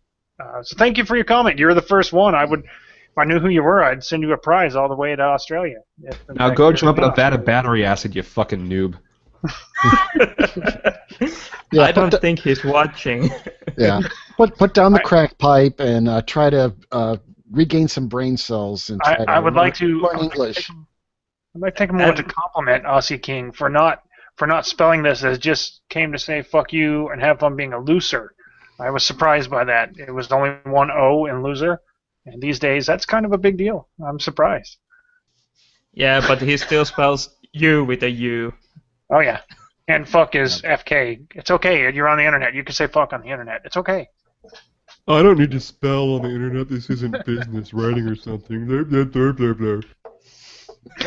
That's our feedback. So, again, thank you. And anyone else, please send us more feedback. We will address it personally. He should leave us a roadmap that guides us through his convoluted method of thinking, because we really had a discussion on what he meant when he was saying these things to us. You probably need like 4 shitty Australian beers, which means like 6 good American beers, or something like that. I don't know. Sorry, 5 Victoria bitters and Adam 2 says Fosters. nobody drinks Fosters, so No, I'm Apologies to Adam saying, what I'm saying is 4 shitty Australian beers equal 6 good American beers, so they probably have better beer. Oh, I see. I got you. I don't know. I don't drink beer. What the fuck do I know? So back to the Black Death. Yeah. Or no, you gotta duck out now. Well, Excellent. All right. See you later, alligators. after a while, crocodiles. bye-bye. Beware of Later. the Russians. Who wants to take over the commentary now that he's gone? I'll help here. Okay. All right. So, how about the Black Death? Is it still around today? What about now? I mean, surely you've got this beaten by now, right? Well, do you own a cat? What if you own 4? Does it ever bring you dead mice? No one has ever owned a cat. Let's get that straight. Cats own people. That's right. Anyways, if your cat brings you dead mice, I sure hope that you handle them with gloves, and that you keep an eye out for symptoms in your pussy, because the plague is not dead, not in any way, shape, or form. Yes. This will only take a few minutes. Just hold still. My hands are warm. I promise. Oh Jesus. Yes, in this advanced modern world, Yersinia pestis is still very much active. Plague outbreaks are nowhere near as large or frequent as they used to be, but they definitely still happen. Since 2002, the World the Horth Organization, that's the oversight committee for whores. Since 2002, They have standardized pricing. They check their teeth. Look, no, it's in the bylines. You can't do anal for less than $100 American dollars. I'll suck your dick for $5. Oh, honey, we've got standards. Come on. Are you not in the union? What is this? Since 2002, the World Health Organization has reported 7 plague outbreaks, though some may go unreported because they often happen in remote areas where people aren't really watching. Between 1998 and 2009, nearly 24,000 cases were reported, including about between 1998 and 2009, nearly 24,000 cases were reported, including about 2,000 deaths in Africa, Asia, the Americas, and Eastern Europe. 98% of the world's cases today occur in Africa. And every year, between 4,000 and 5,000 people still come down with the septicemic plague. Holy shit. Worst kind of plague. Wikipedia notes, just recently on July 10th, 2014, on July 10th, 2014, in an online news story article. God damn it, Wikipedia. What the fuck? Online news story article. On July 10th, 2014, in an online news story by Keith Kaufman of Reuters, featured on the MSN US News website, it was stated that a Colorado man, whose condition the report said was not known, had been diagnosed with the pneumonic plague. The man was found to have the disease after the family died. The man was found to have the disease after the family dog died unexpectedly, and a necropsy conducted on it revealed it had died from the disease. As of July 18th, 3 more cases were reported in Colorado. However, the outbreak appeared to be over, according to state officials. Plague has been active in black-tailed prairie dog populations for the past 40 to 50 years. In the U.S., outbreaks only occur in the western states, and they are devastating, with mortality rates near 100% because the animals have no immunity to the plague. Survivors are the ones that happened not to become infected, and colonies that recover from a plague outbreak remain at risk. Because I guess this isn't a virus. Your immune system. I really don't know enough about the immune system, but I'm pretty sure that you can't really develop immunity to bacteria the same way you do to viruses quite as efficiently. I don't know. That's just me spouting bullshit. And their here. ability to treat bacterial infections is kind of at risk with superbacteria and the proliferation of antibiotics, especially people who don't finish their antibiotics when they're prescribed. Yeah, there's two different Randy. vectors going on. Bacteria actually, it's if I'm understanding it right, the bacteria actually, as it does its thing, it's eating, it's feeding off of whatever, and it's excreting toxins. that's where like botulism is a big thing where it can actually paralyze. Botox. People are injecting the excretion from a bacteria to paralyze nerves, and that's kind of what's going on inside your intestines. All the bacteria, they're all doing their thing, living off of whatever's going through there and excreting these their excretions. And actually, in your in the internal intestines, actually everything's being kept in balance. The bacteria, they use the toxins to ward off other bacteria that might want to encroach upon their little domains. There's actually a war going on in your intestines between different bacterias, and this is where I think one of the problems with probiotics, where you kind of supposed to be adding good bacteria, where you can get into problems is you put too much good bacteria. Well, that good bacteria turns bad because there's so much more. The balance between the various bacteria gets out of whack, and the bad bacteria then can do bad things to you. Whereas the virus, what it wants to do is, it's really like a little machine. It's not really a actual cell where it has a nucleus, DNA, and all. Well, it has DNA. It's actually like a machine that drills into a cell to insert the DNA into it. Right. It kind of hijacks the cell's own machinery to make it reproduce the virus DNA. Right. So trying to attack. Most of them. I think there are some viruses that work slightly differently, but that's for the most part that's how they work. Right. Because the idea is to get the virus tries to get its DNA into the cell, hijacks the cell to has the cell take the new information that the virus put in it, and the cell actually ends up reproducing the viruses using its own internal mechanisms, and that's kind of the big difference. So throwing an antibiotic like penicillin or any of those won't have any effect on the virus, because the virus doesn't have that. And on the other side, see, the vaccine actually teaches your immune system what a virus looks like.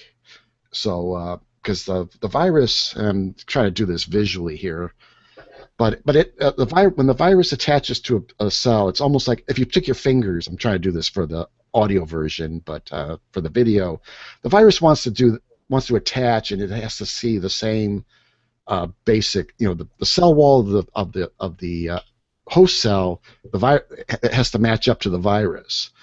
The idea by the antibodies actually interfere with those connections.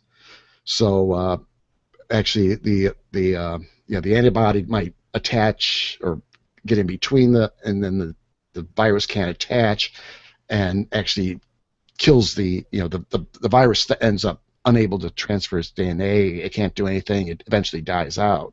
So that's what vaccination does. It create because then or the antibody actually looks like the cell. The virus attaches to the antibody, but it can't get the DNA into the antibody, and the antibody just carries it into the kidneys, and you pee it out. That's the mechanisms that as I understand it, and hopefully, I got this all from Dr. Mark Crislip's. Dr. Oz. Yeah. No.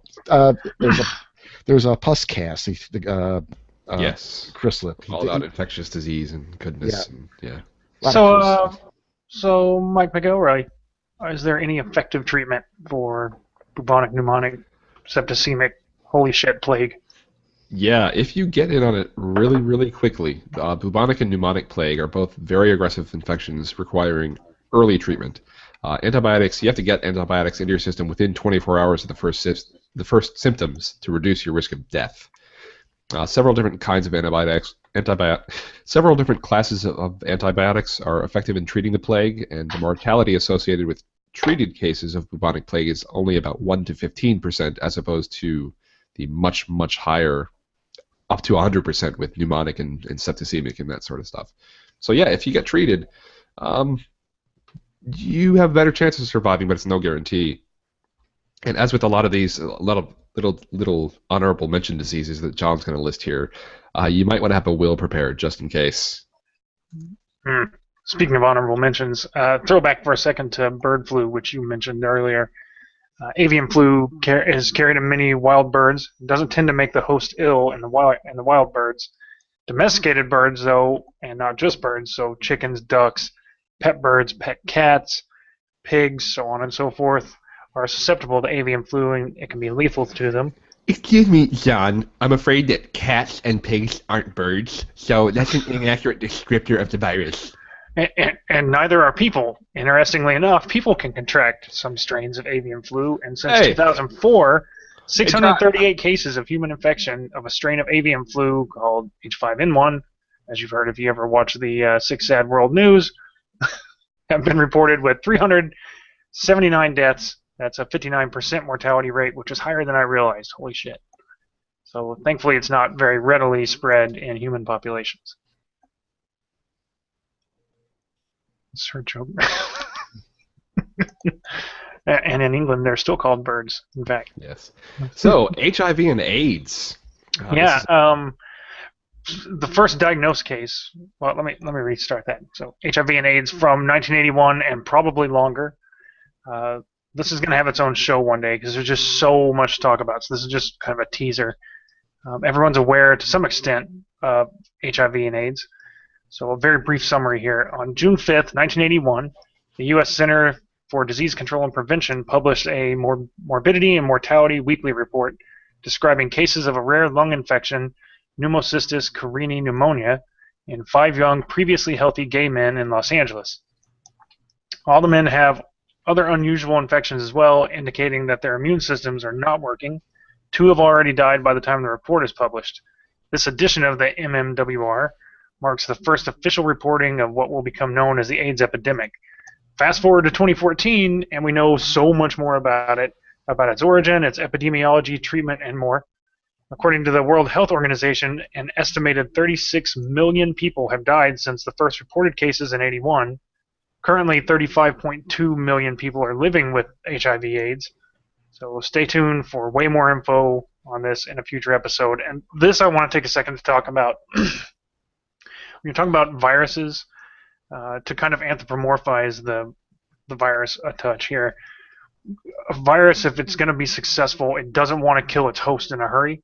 So something like the Ebola virus, while it has a really high mortality rate, that makes it ineffective in a way for a virus, at least when it's in a human vector. So it survives in these bats and other hosts naturally for a long time. It's effective in that sense, but once it hits humans, it's not effective because it kills the host so quickly.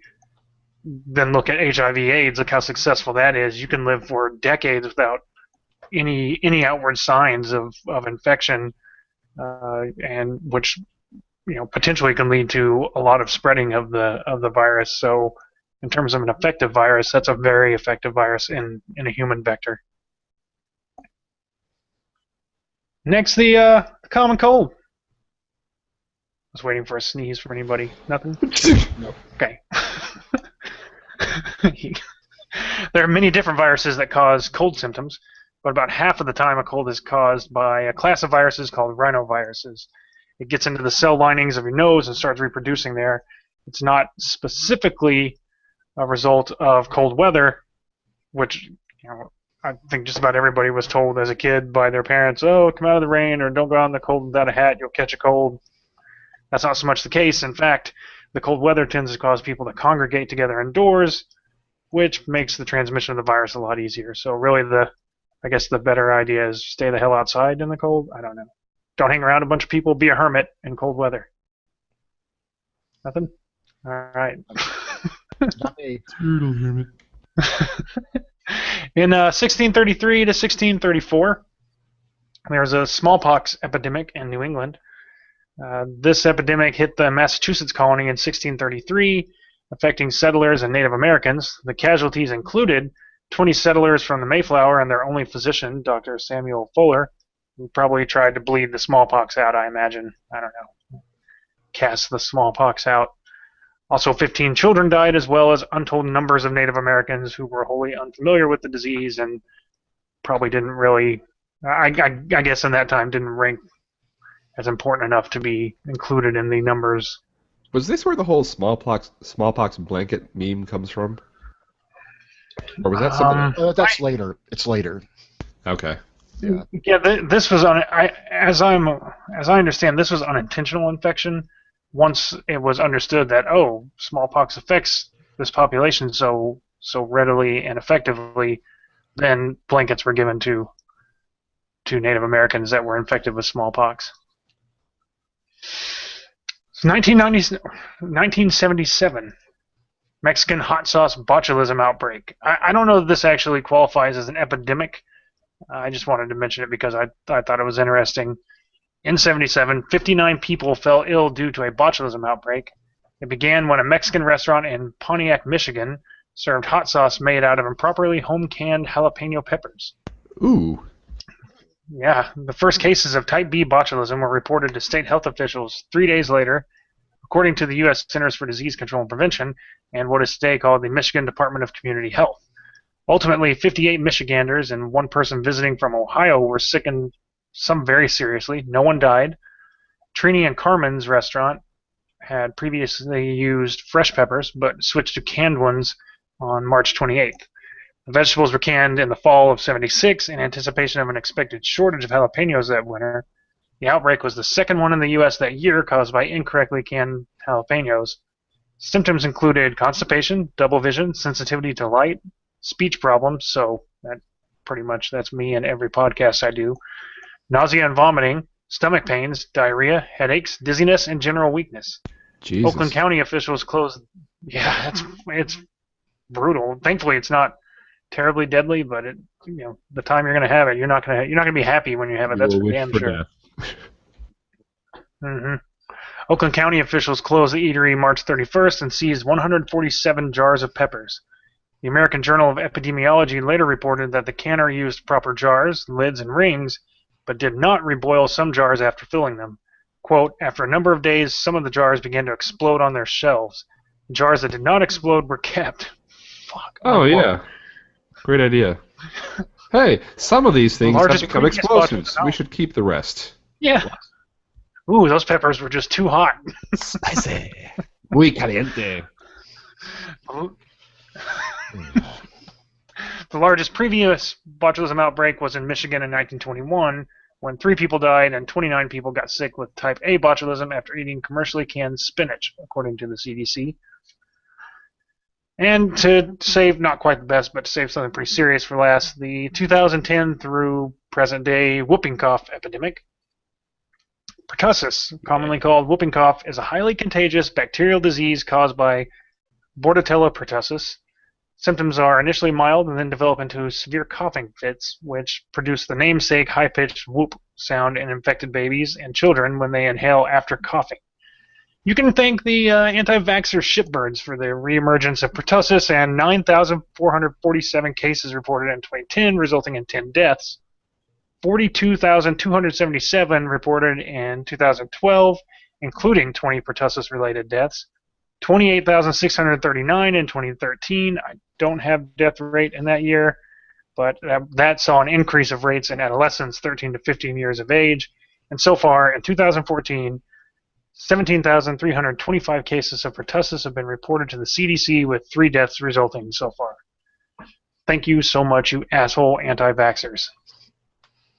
This is now, whooping cough is common around the world. I don't have the numbers in the notes, but there's quite a number of cases around it throughout the world. But in America, in the U.S., this had been eradicated for a long time, and the anti-vax movement is responsible for the return of this. Yeah, this is one of those things that pisses me off. I am just constantly enraged by anti-vaccine people. It's not. There are people who think that they are doing what is best for their children. They think that because they've been fed a whole pot full of boiling bullshit from people who want them to be afraid of modern medicine and buy into all sorts of alternative shit. And people die because of them. Children die because of them. Because they think that they're doing something that helps. And really, all they're doing is fucking up herd immunity, fucking up the entire medicine establishment. I mean, you have a disease that we know how to treat, we know how to prevent, but you don't want to do it because somebody has made you afraid of medicine. So I don't get really upset at parents of children who think that they're protecting their children by not getting them vaccinated. I get upset at the people who profit off of feeding this line of bullshit to parents. There's this whole myth that so many of these childhood diseases are better off treated by allowing the children to go through them naturally and gain a natural immunity to them. Except that not every child survives. Children die from these diseases. And even the chicken pox, you hear stories about pox parties where people will gather all their kids together with somebody whose kid has the chicken pox so that they can all get it and get out of the way. As if that's a good way to treat a disease. You wouldn't do that with Ebola. Why the fuck would you do it with the chicken pox? This is a disease that causes... people can die from the chicken pox. People can die from the measles. You can lose... I don't know if it's your hearing or there's all sorts of serious crippling side effects of these diseases. And with chickenpox, if you're infected with it, you can get shingles later in life, which is not some minor thing. It's an extremely painful neurological disorder. Mm-hmm. So this shit, the idea that they are doing their children a favor by preventing them from getting vaccines is horrifying. Because these diseases are things that we had under control. They were unheard of in the modern Western world, and they're coming back because people say they want to do things the natural way. Well, nature wants to fucking kill you. I hope you realize that. You live in the natural world. People die every fucking day because of nature. Stop thinking nature's on your side. I don't think I could have said it better myself. Agreed. Yeah, absolutely. Well, definitely. I mean, actually, expanding on that a little bit because. Sorry. Yeah. Well, people, I get charged up about this shit. Yeah.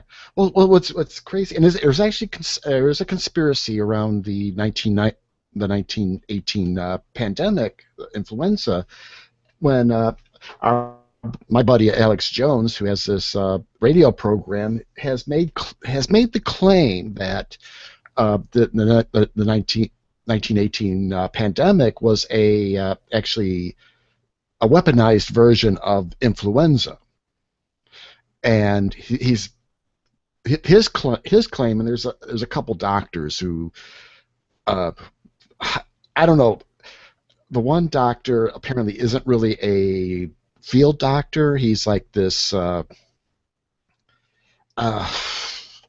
try to remember exactly. He's like a medical historian, not really a medical, medically he has no medical credentials other than he writes about the history of medicine. Claims that the 1918 pandemic was a influenza that was released from Fort Dix, New Jersey, to apparently it was being experimented on. It was going to be used on the Germans in World War I, but somehow broke out of the laboratory there and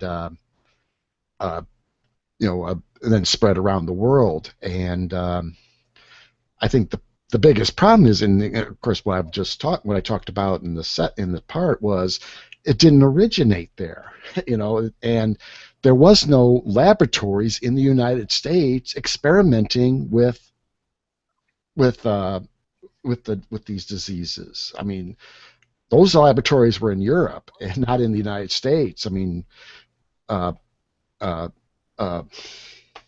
Hopkins University was, I think, one of the earliest. John Hopkins University was trying to build a laboratory at the time, but in the in reality, there was no experimentation on this thing. So, but of course, they're spreading the idea that these diseases are being weaponized and trying to be used as a way to control population.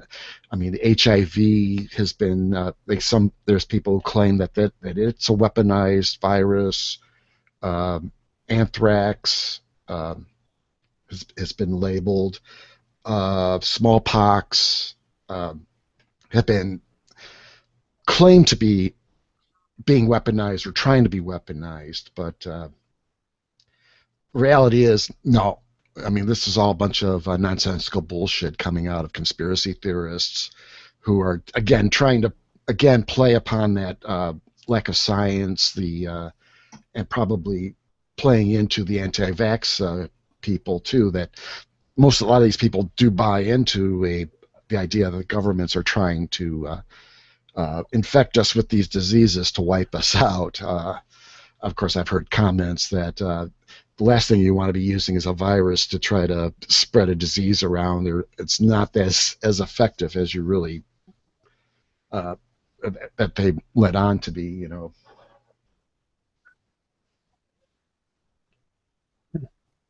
So.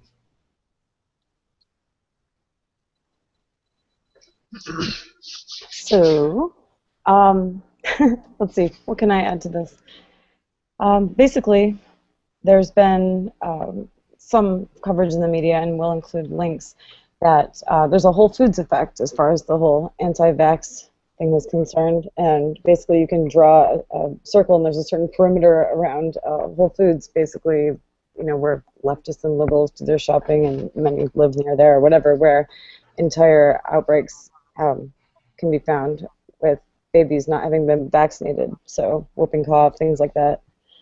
So it's not just the right that has some anti-science bullshit beliefs. It's true with people who consider themselves, rather enlightened, educated, left.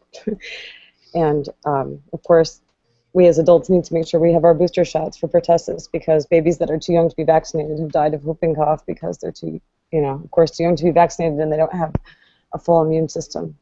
So anyway, that's really all I have to say about that. I don't want to rant, because I just basically agree with what Mike was saying, and all of that goes for anti-vaxxers. And it bears noting that the medical community would do well to explain what a pertussis vaccination is. It didn't occur to me when I had a bike wreck a few weeks ago and was taken to the hospital, and among other things, they gave me a I'm losing the word now. Oh, for fuck's sake. They gave me a tetanus shot. Sorry. However much time you need, they gave me a tetanus shot, but it also included pertussis booster, and I was like, oh, okay, and it didn't occur to me until way later, like, oh, that's whooping cough. That would be a good idea to tell people, like, this is a whooping cough vaccine. But then again, maybe it's not such a great idea, because people are like, oh, I don't want to be vaccinated for that. I don't know. I'm not really sure. Either way, it was a good thing I have it, so I can hold babies now that I'm never around, but without transmitting whooping cough, apparently. All right, so how about a couple of pop culture references? What do you think? Anyone see that movie Outbreak? Yeah, let's lighten things up a little bit. It got a little serious for a moment. Yeah. Back to the irreverence. We could do some fart jokes. That wasn't a joke so much as an imitation. Well, it was going to lead into fart jokes. Anyway. Moving on. It's okay, John. You'll get it eventually. So yeah, some pop culture stuff. The movie Outbreak. Anyone see Outbreak? Yeah. Long time ago. It was kind of loosely. Yeah, it was kind of loosely based on an Ebola outbreak. Talking about the outbreak at the facility with the monkeys earlier, the research facility, that reminded me of the movie. Mm-hmm.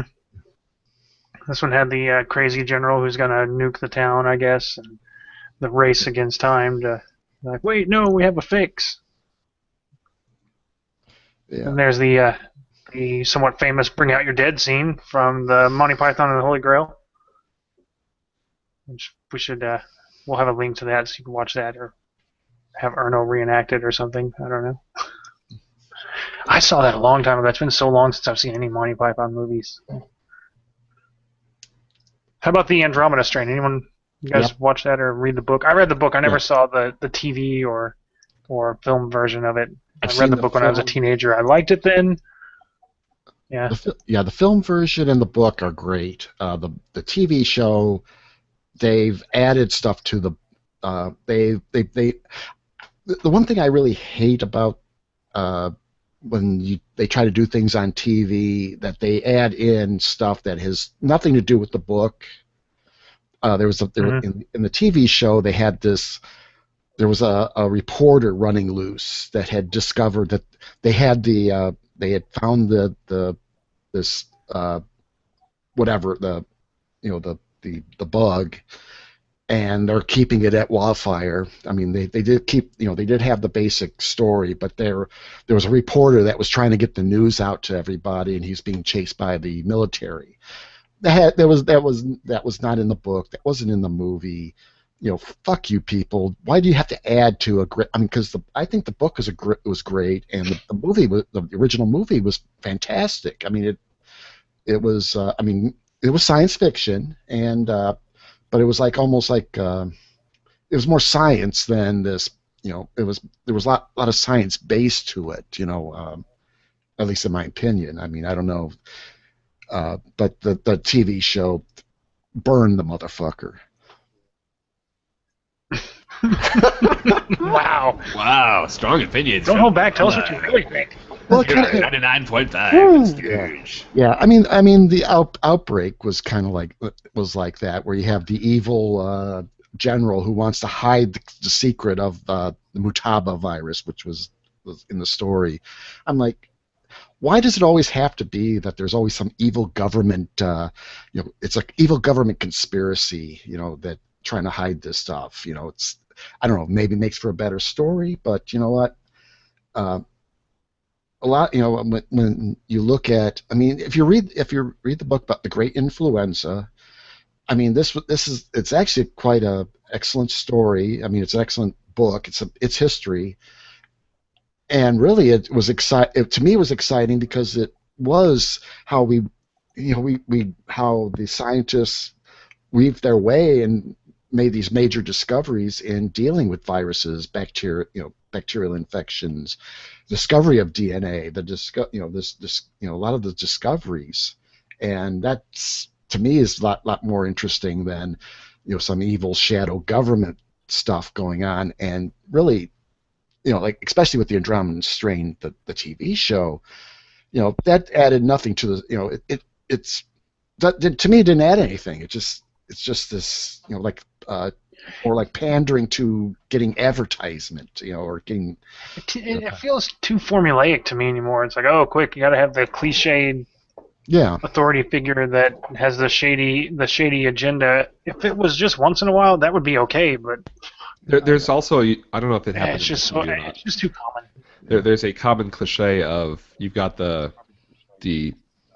heroic little plucky scientist who knows what's going on and knows how to solve all sorts of problems, and the government, he's desperately trying to get the government to listen to him, and they ignore him and go off and try some course of action, and it just fucks up completely, and then they go back and plead for him to help them again. That happened. I think that happened in the Godzilla movie in 1999. Yeah, and all sorts that of sounds right. Yeah. Too. Yeah. So there was the 2011 film Contagion. I saw that in the theater. It was, I would say, it was okay. It wasn't great. It was all right. Yeah, I mean, actually, I liked that movie because it wasn't. There was, there was the politics, and there is gonna, when something major breakout, there will be politics. How to deal with the disease, how to get people, get help to people. A really nasty outbreak like in that movie. I mean, that's how things could play out. I mean, just look at the Spanish flu, with the government's trying to tamp down on press coverage of the pandemic. Right. Yeah, and in this case, you still had in this case, you had it dealt a lot with the societal effects of that outbreak, and it had the kind of the opposite of what you had an outbreak, where it's like instead of the shadow government, authority figure, you had some guy that was he like a video blogger or something like that was convinced that it was a big conspiracy, and that was I won't say too much about it in case someone hasn't seen it and goes to watch it, but that's kind of a subplot. It turns out they were all dead. Played out differently than I time. expected. Right? Yeah, I like that part because I like that part because it did. The guy was anti-vaxxer. I mean, and had that whatever the. Right. Essentially, yeah. Yeah. So and kind of made him look like an asshole. So that was nice. So 28 days later and 28 weeks later, although those are often considered zombie films, and then the zombie purists are like, no, they weren't zombies. It was a virus and something else. That's one where it's like it's a very fast-acting virus that's spread through contact with bodily fluids. Maybe it's like hyper ebola. I don't know, but it makes you super angry and makes you attack other people. But I liked both of those movies. I like the first one a little better, I think, because there were some parts of the second one that seemed awfully fucking cheesy to me. But they're both still decent movies. 28 Days Later was more like a rabies, essentially, because they were out to bite and eat flesh, and they made you super aggressive. And rabies will do that. Rabies will turn a passive animal into a crazy, super aggressive maniac. Mm-hmm. So will Xbox Live. So will your mom, John. Your mom will do it too. So's your mom. For the record, my mom was already like that. My mom's already like that. There's no turning her into a crazy, rabid, aggressive, foul-mouthed creature. She is. I love you, Mom, but you're already like that. So here's one that kind of fits. The Happening. Did anybody see The Happening? No. Fuck the M. Night Shyamalan Ding Dong movie. Fuck that movie. Okay, I liked it, and here's why. Are you ready? Whether or not this is true, this is what I read, was that M. Night Shyamalan had intended to make a B movie. Now listen, he intended to make a B movie. That's what I read. His intent was to make a B movie. Now, it was never advertised as such, so you went there expecting, your regular old Hollywood movie, and it was shitty acting by everybody, and it was like B-grade acting. And sorry. I saw it after I had read that he intended to make a B movie, and I thought, oh, if in fact it's true that he intended to make a B movie, well done. It should have been advertised as such. It should have been classified as such, because as a B movie, it was okay. As a major Hollywood release, no, it was not a good movie at all. You don't as a make B movie, right. With a movie filmography. I mean, just the look of the movie was not a B movie. But the plot sucked. It's the plot. Yeah, but that's as I understand it, that was the idea, was to make an A movie filmography B movie. He got some A-list actors. That sounds like an after the fact. I don't know. Maybe it was. Yeah, it absolutely could have been. That's just what I read, and so after having read that, I saw the movie and thought, oh, okay. I have an old friend of mine, almost 20-year-old friend from 20 years ago, who is huge into just shitty movies, and especially B movies. I thought shitty movies. He would like this, so I said to him, Ed, watch this movie and watch it as a B movie. He says, all right. So he watches it. He's like, oh yeah, that was okay for a B movie. I was like, see, for a B movie it works, but if it wasn't advertised as such, so you go in there expecting an A-level movie, and you're like, what the fuck is this noise? Yeah, anyway, that's why I liked it. I like movies from, like, what's the movie company? The Asylum, that they make all sorts of shitty knockoffs of movies. I like movies that are intentionally shitty. But this seems like what if someone had told you it was going to... I don't buy it. I think he thought that this was a really good movie. And then the reception of the movie hypothetically, it's garbage. And he said, "Oh yeah, I meant to do that." What if it had been the case? What if it had been like, "Oh, we made a intentionally shitty movie. We intentionally made it this way." Would you have liked it more, you think? No, because I guess it's kind of hard to know. It's after the fact. With most of the shitty movies I like, they're from companies that make shitty movies. This is a guy he's an A-list director, producer, whatever, and it seems like, hey, I've got an idea. I've built up a brand for myself. People know who I am. let me make a movie that takes minimal effort and is terrible, and people will go out and pay to see it, and ha ha ha, I'm laughing all the way to the bank. Are we talking about The Village or The Happening? Either one. Or Lady in the Water. Oh God, there's kids murdering other kids outside my window. What is that? Hunger Games.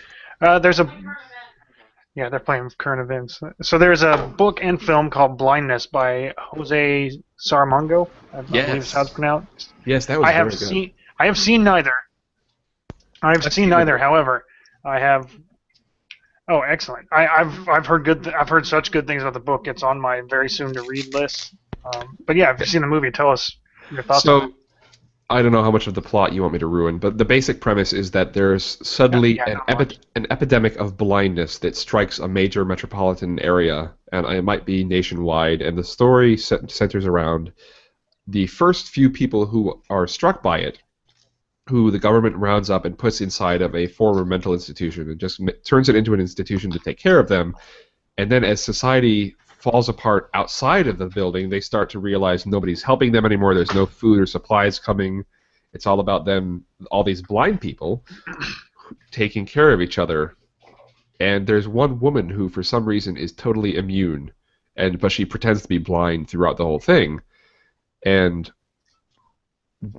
I don't remember how it exactly ends. I think at the end she ends up going blind and everybody else ends up getting their sight back, or maybe everybody else starts getting their sight back and nothing changes for her, and she's afraid that she's gone blind. And spoiler alert! I don't know.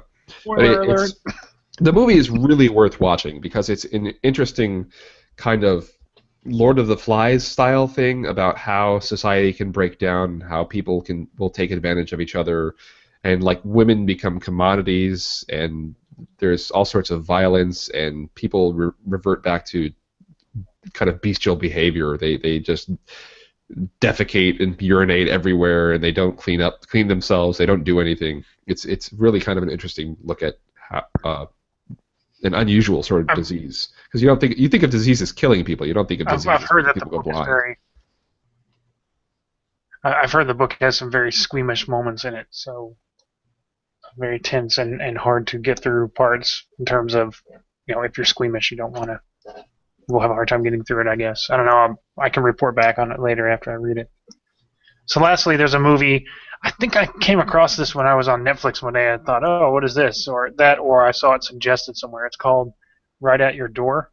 And when I first thought of that, I thought it was about an epidemic or pandemic. As it turns out, it only kind of fits because it's about a biological weapons attack, and I want to say the Los Angeles area.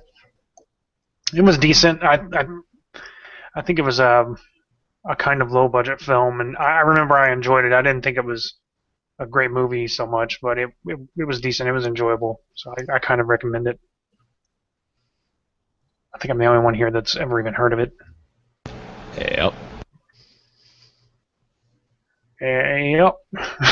All right, so I guess let's do a couple of whats and something to make us feel not so bad about humanity. Yes, let's do that. All right. So, Mr. McKellar, you got a what for us? I kind of feel like there's probably been a follow-up on this story. Is somebody not muted? I'm hearing myself. John. I blame John. Okay. It was probably me. I'm muted. I'll mute now. Yeah, it was you. So there's probably been follow-up to this story since I originally read it. I haven't checked into that yet because this was about 3 weeks ago. Creationism coming to Ohio. Creationism coming to Ohio classrooms, not without a court fight. This story comes to us from Cleveland.com, that illustrious newspaper from America's shittiest city. Quote, Ohio's current science standards spell out how evolution should be taught in schools, but do not address how religious views on the origins of the earth and of people should be handled. That's left to districts, although courts have set limits. Now, muddled language in House Bill 597, a proposal to kill the multi-state Common Core and other state education standards, aims to let schools mix religious views with scientific ones, according to the bill's sponsors. Sponsors also want different political views on scientific issues like global warming to be Bill sponsors also want different political views on scientific issues like global warming to be required to be taught. Language in the bill is unclear. Along with killing the Common Core and other standards adopted by the state in recent years, the bill proposes new standards in their place. The proposed science standards would, quote, prohibit political or religious interpretation of scientific facts in favor of another. Okay.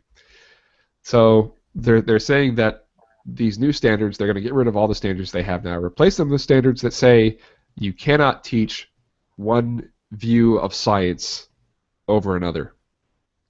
If somebody's political or religious views contradict reality, you cannot say they're wrong. State Representative Andy Thompson, a Marietta Republican who co-sponsored the bill, told the Plain Dealer this week that the language allows districts to teach faith-based beliefs as part of science classes. Remember, this is a co-sponsor explicitly saying that they can teach faith-based beliefs in science. He said specifically that it would allow intelligent design, a creationist view that life and the world are too complex to have arisen by chance and must have been created by a supernatural force. Quote, it gives some flexibility to districts to pursue what they think is most appropriate to their students, Thompson said. Translation, we want to lie to kids, and this lets us do that.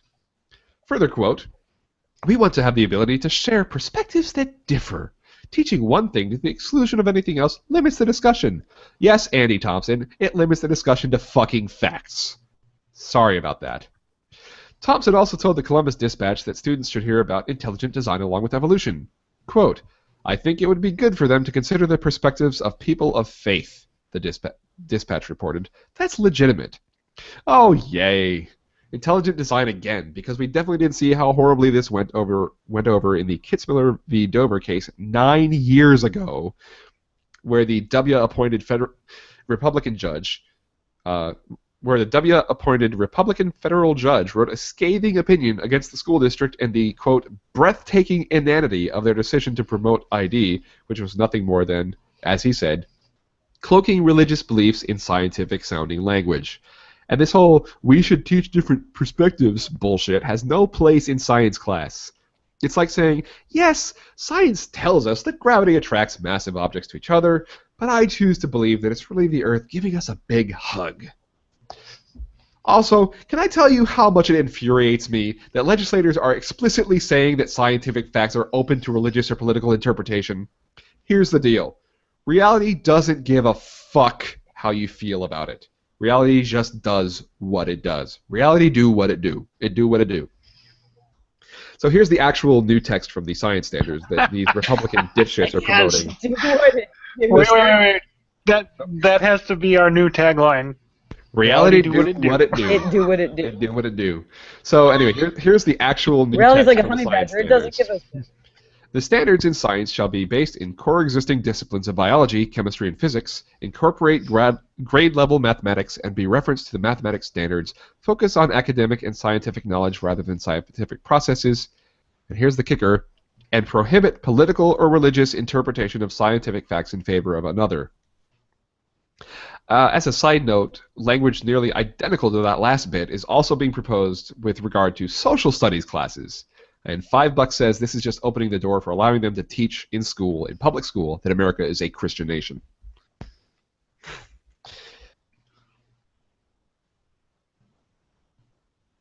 Anybody got a comment on that? So here I'm thinking, I have this. There's this tendency to want to be like, why is there this resurgence in this bullshit, or why is this more common now, or kind of the old back in my day when I was a kid kind of thing. And I don't want to have like an era of nostalgia, but it just seems like maybe it's because of what I'm exposed to. It just seems like this is more prevalent than it was, say, a decade ago. Maybe that's not the case. It just feels that way. It feels like there's some kind of stupid resurgence in this bullshit, and I don't understand why. Well, ironically enough, creationism, the tactics of creationists to get their shit pushed into public schools evolves. They used to just say flat out creationism, right? It used to just be, let's teach the biblical view.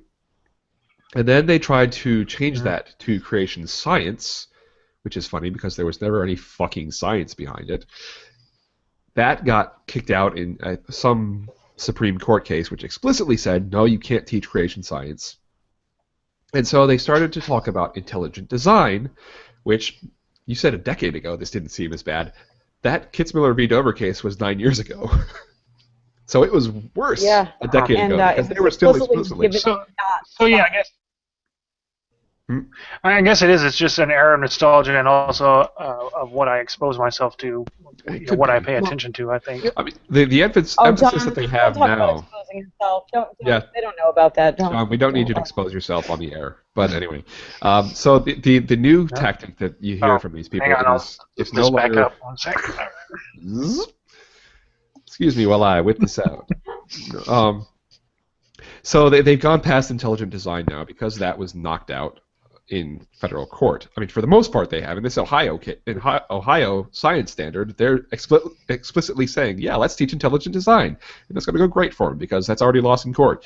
But for the most part, what you hear nowadays from the creationists is the whole idea of teaching the strengths and weaknesses of scientific theories, because they want to emphasize to children this sense of false balance, that there is a balance between the strengths and weaknesses, where it's lending an air of uncertainty to science that isn't really warranted by stressing the strengths and weaknesses, usually of just evolution and sometimes also global warming, when as if the scientific community is still in dispute about the fact that these things are occurring rather than specific little niggling details. But yeah, so it's kind of shocking to see these people just come right out and talk about intelligent design, because they don't do that much anymore. They've kind of moved on in their tactics.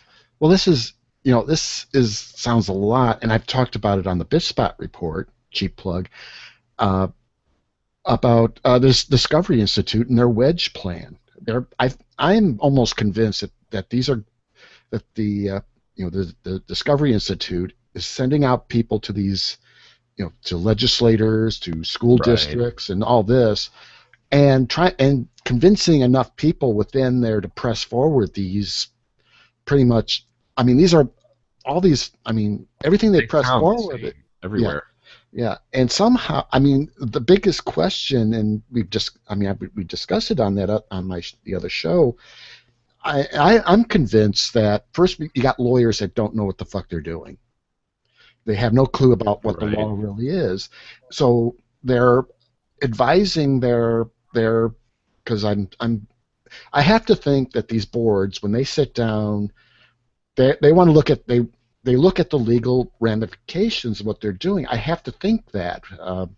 CFA seems to be opposed to that, but I'm convinced that there's going to be these board members who's been convinced, and through the Discovery Institute's propaganda, claiming that you can legally get this stuff into your to legislate this stuff.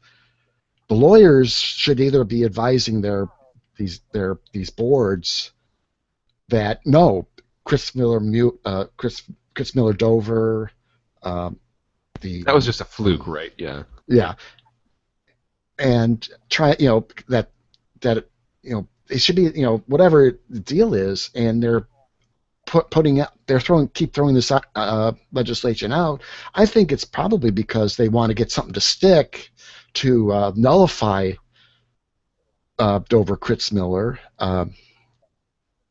and try to again wedge in intelligent design or creationism, and then once that's in there and no one fights it, then they can keep expanding. I mean, it's a slippery slope argument, but this is what they're trying to do. This is their agenda. Get people thinking about it. Get people to agree. Get the laws on the books. Keep the laws on the books. Through because the resulting court cases that are going to come out of, like, if this one passes, it's going to be drugged through their courts, through the local and then into the federal courts. This is not going to go well for them. Yeah. But somehow they've convinced people that it will. And I guess the legal strategy of the wedge strategy is just part of it too. The hilariously, there was also this strategy that they would start publishing all sorts of papers in defensive, intelligent design, and that's never happened. So they've got like one out of the three prongs of this strategy in action. And of course, it's the one that's the most troublesome because it's the one that most directly affects the general public, the education system. Yeah.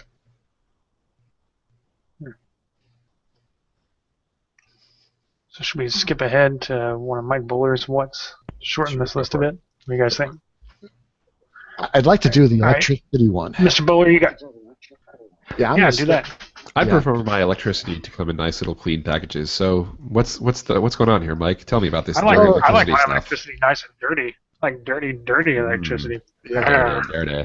Yeah, I mean, I like to file this under what's the harm. Okay. Dirty electricity devices prove faulty.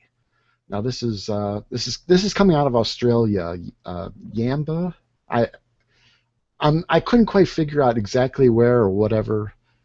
But anyhow, a Yamba woman says that there could be a dangerous electronic devices plugged into power points in local homes and businesses that can cause fires. Yesterday, Yannick Martin's Club Yama office was only minutes away from destruction when a device to filter electromagnetic waves caused a so-called dirty electricity melted and caught fire. The device, called a sensorizer filter, is supposed to filter out electromagnetic radiation from extremely low frequency voltages caused by transient harmonics on the building wiring. So this device was supposed to make electricity safer, and it almost melted and caught fire? It did melt and caught fire. Yeah, I mean... It did melt and catch fire. There we go. My day job, I work with electricity. I design power distribution systems. So I understand, when I see the word dirty electricity, it actually means one of two things. Either the environmental aspect, that coal, natural gas, all your fossil fuel plants produce dirty electricity, whereas solar and wind and all that is clean electricity. And nuclear kind of fits in between the two. It's clean. It's a clean system, except when you got to deal with the waste. So you're telling me that electrons can get a little scuffed up? Is that what's going on here? I'm going to get to that because in a normal power generation system, each power station. Now this is the electrical part. And getting into the dirty stuff, I mean, you've got the power generating companies. They're putting power out onto the grid. It passes through transformers and all sorts of stuff and gets delivered to your home. Lights, your computer, pretty much everything around you is electrical. Pretty much electrical. If you're watching this show, you're using electrons and one of the problems has been, at least from an electrical design standpoint, is computers. Computers are very dirty machines to the power system. That's where dirty power really comes from when I have to deal with it. The power supplies have they use what's called a switching power supply, which actually takes the AC current and makes it look like DC at a certain voltage. Really, that's really a very simplistic term. I know there's probably some experts out there cringing right now, but I'm trying to do this for the general public. And what happens is when that happens, it actually sends signals back into the power distribution system. So we refer to that as harmonics. Now, harmonics are not evil or bad or anything like that. The problem is that when you get into larger systems like commercial systems, those harmonics actually get trapped in the various transformers and actually creates extra currents. Power spikes, yeah. Not power spikes. Power spikes are coming from the power company. When they throw a switch, that's what a power spike is. This is actually it's an extra induced current in the cores of the transformer. Now, again, that's not really a big deal, except you're overheating your transformers. You got to replace them sooner than later. Right. So that's really in a sense what's really going on. There's nothing dangerous, nothing out of the ordinary. These are just, and these harmonics are multiples of your incoming 60 hertz, 120 hertz, 240. Actually, every third harmonic is ones I have to worry about because that's adding those extra loads onto the transformers. So what this guy Setzer, has created these filters that's supposed to eliminate that. Now, I've actually researched this. This Setzer guy, along with Magda Havis. She's a Canadian bio something. I don't know what the hell she is, but she's been railing against Wi-Fi, dirty power, stuff like that. And, oh yeah, she's the one who always pops up in these stories about how EM radiation is causing all sorts of problems, and they get Wi-Fi banned from schools and stuff like that. Right, exactly. And she's worked with this Setzer guy to create these Setzer filters. And actually, she's done these papers on these filters. They've gone into schools, they install these things. All of a sudden, people are feeling better. Okay, you read the studies; they're pretty much bullshit. I mean, they go in and all the outlets get these filters put on. Then they talk to everyone. Do you feel better? You know, a lot of loaded questions, and they make the claim that there's an improvement. But no, there's nothing mentioned about controls. No, I mean, again, there's a lot of loaded questions and very small samples. So pretty much these things are bullshit. And these filters, when I've actually found the patent, I found the circuit designs for these things, and what this guy's done is put there's actually, it looks like there's a capacitor inductor built into these things, which when I looked at the circuits, it looked an awful lot like a power factor correction circuit, not anything. It would have nothing to do. It had no anything resembling a filter, any type of filter, any type of noise filter, anything like that. And I'm like, and I'm looking at this, and I'm also looking at it where you're plugging in 120 volt here in the States, Europe, and I think most of the rest of the world uses 240 for their base voltage. If you're putting in real cheap devices, these things are going to catch on fire, and that's what these things were doing. They plug them in, they overheat.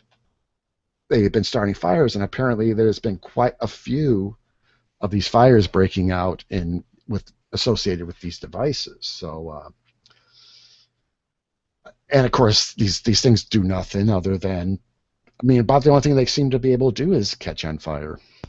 I like that they actually do something, though, because I remember this is kind of reminded me of the guy who built the device that was essentially a dowsing rod for bomb detection that was sold to the British and American governments in Iraq. And they were using them at checkpoints, and people with bombs were getting past them. And it just was an empty box with like a photograph of a bomb inside of it. Yeah. Yeah, so at least this does something, even if what it does is catch fire. Right. Actually, it wouldn't catch fire if it wasn't for all that damn dirty electricity. Right on. Yeah, right. Yeah. Actually, it does something, except it doesn't do what it's supposed to be doing. Well, when I refer to power factor correction, because that's what the circuit looks like. That it's, and again, in your home, power factor is not a big issue. Your incandescent lights, there's no power factor involved. But when you get into motors and fluorescent lights, now you're getting into, and power factor is it more something that you have to worry about in an industrial setting? Yes, you have to worry about it in an industrial setting because they get charged for excessive power factor. And that's, again, dealing with motors, high inductive loads, a lot of fluorescent lights are very... power factor is actually a measurement of electrical efficiency. When you try to explain this here, when It's the reason why you have a watt meter on your house, not a volt amp meter. A volt, Ohm's law, or Watt's law, P equals I times R. Power, wattage, I current, V voltage. Because what happens when you run a motor or anything inductive, it causes the current and voltage to shift in the sine waves. You'll never notice it in your home. I mean, you could put a volt amp meter, do a voltmeter or amp meter. Everything looks okay. I hate to be an ass, but my computer is starting to act up, and I'm afraid it's about to shit the bed. So I think we need to wrap this up so I can save my file. Okay, we can do that. I'm sorry. Something is wrong. Well, you can cut that out. So, but that's just sorry, Mike. No problem.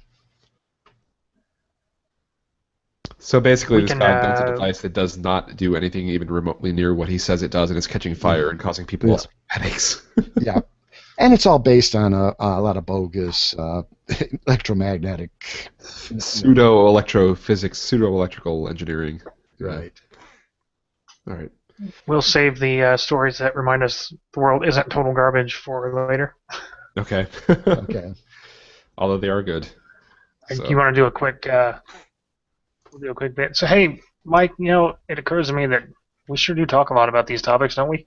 We do. We're very talkative people. So, imagine if we had included all of the HIV/AIDS in this episode. It'd be a four-parter, not just a two-parter, huh? Oh my God, I can't even imagine. All the editing, John. So, what are you doing listeners, I love you, man. So, listeners, stay tuned for part 2 of Pandemics and Epidemics. And everybody listening live, right, guys, I guess that we're just splitting this in half. So,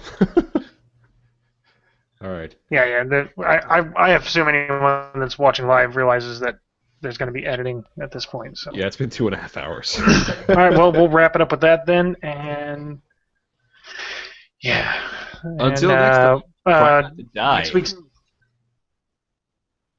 That's right. We got our nose, and remember. Yeah. So I'm going to stop my Audacity now. All right. Stop the live part.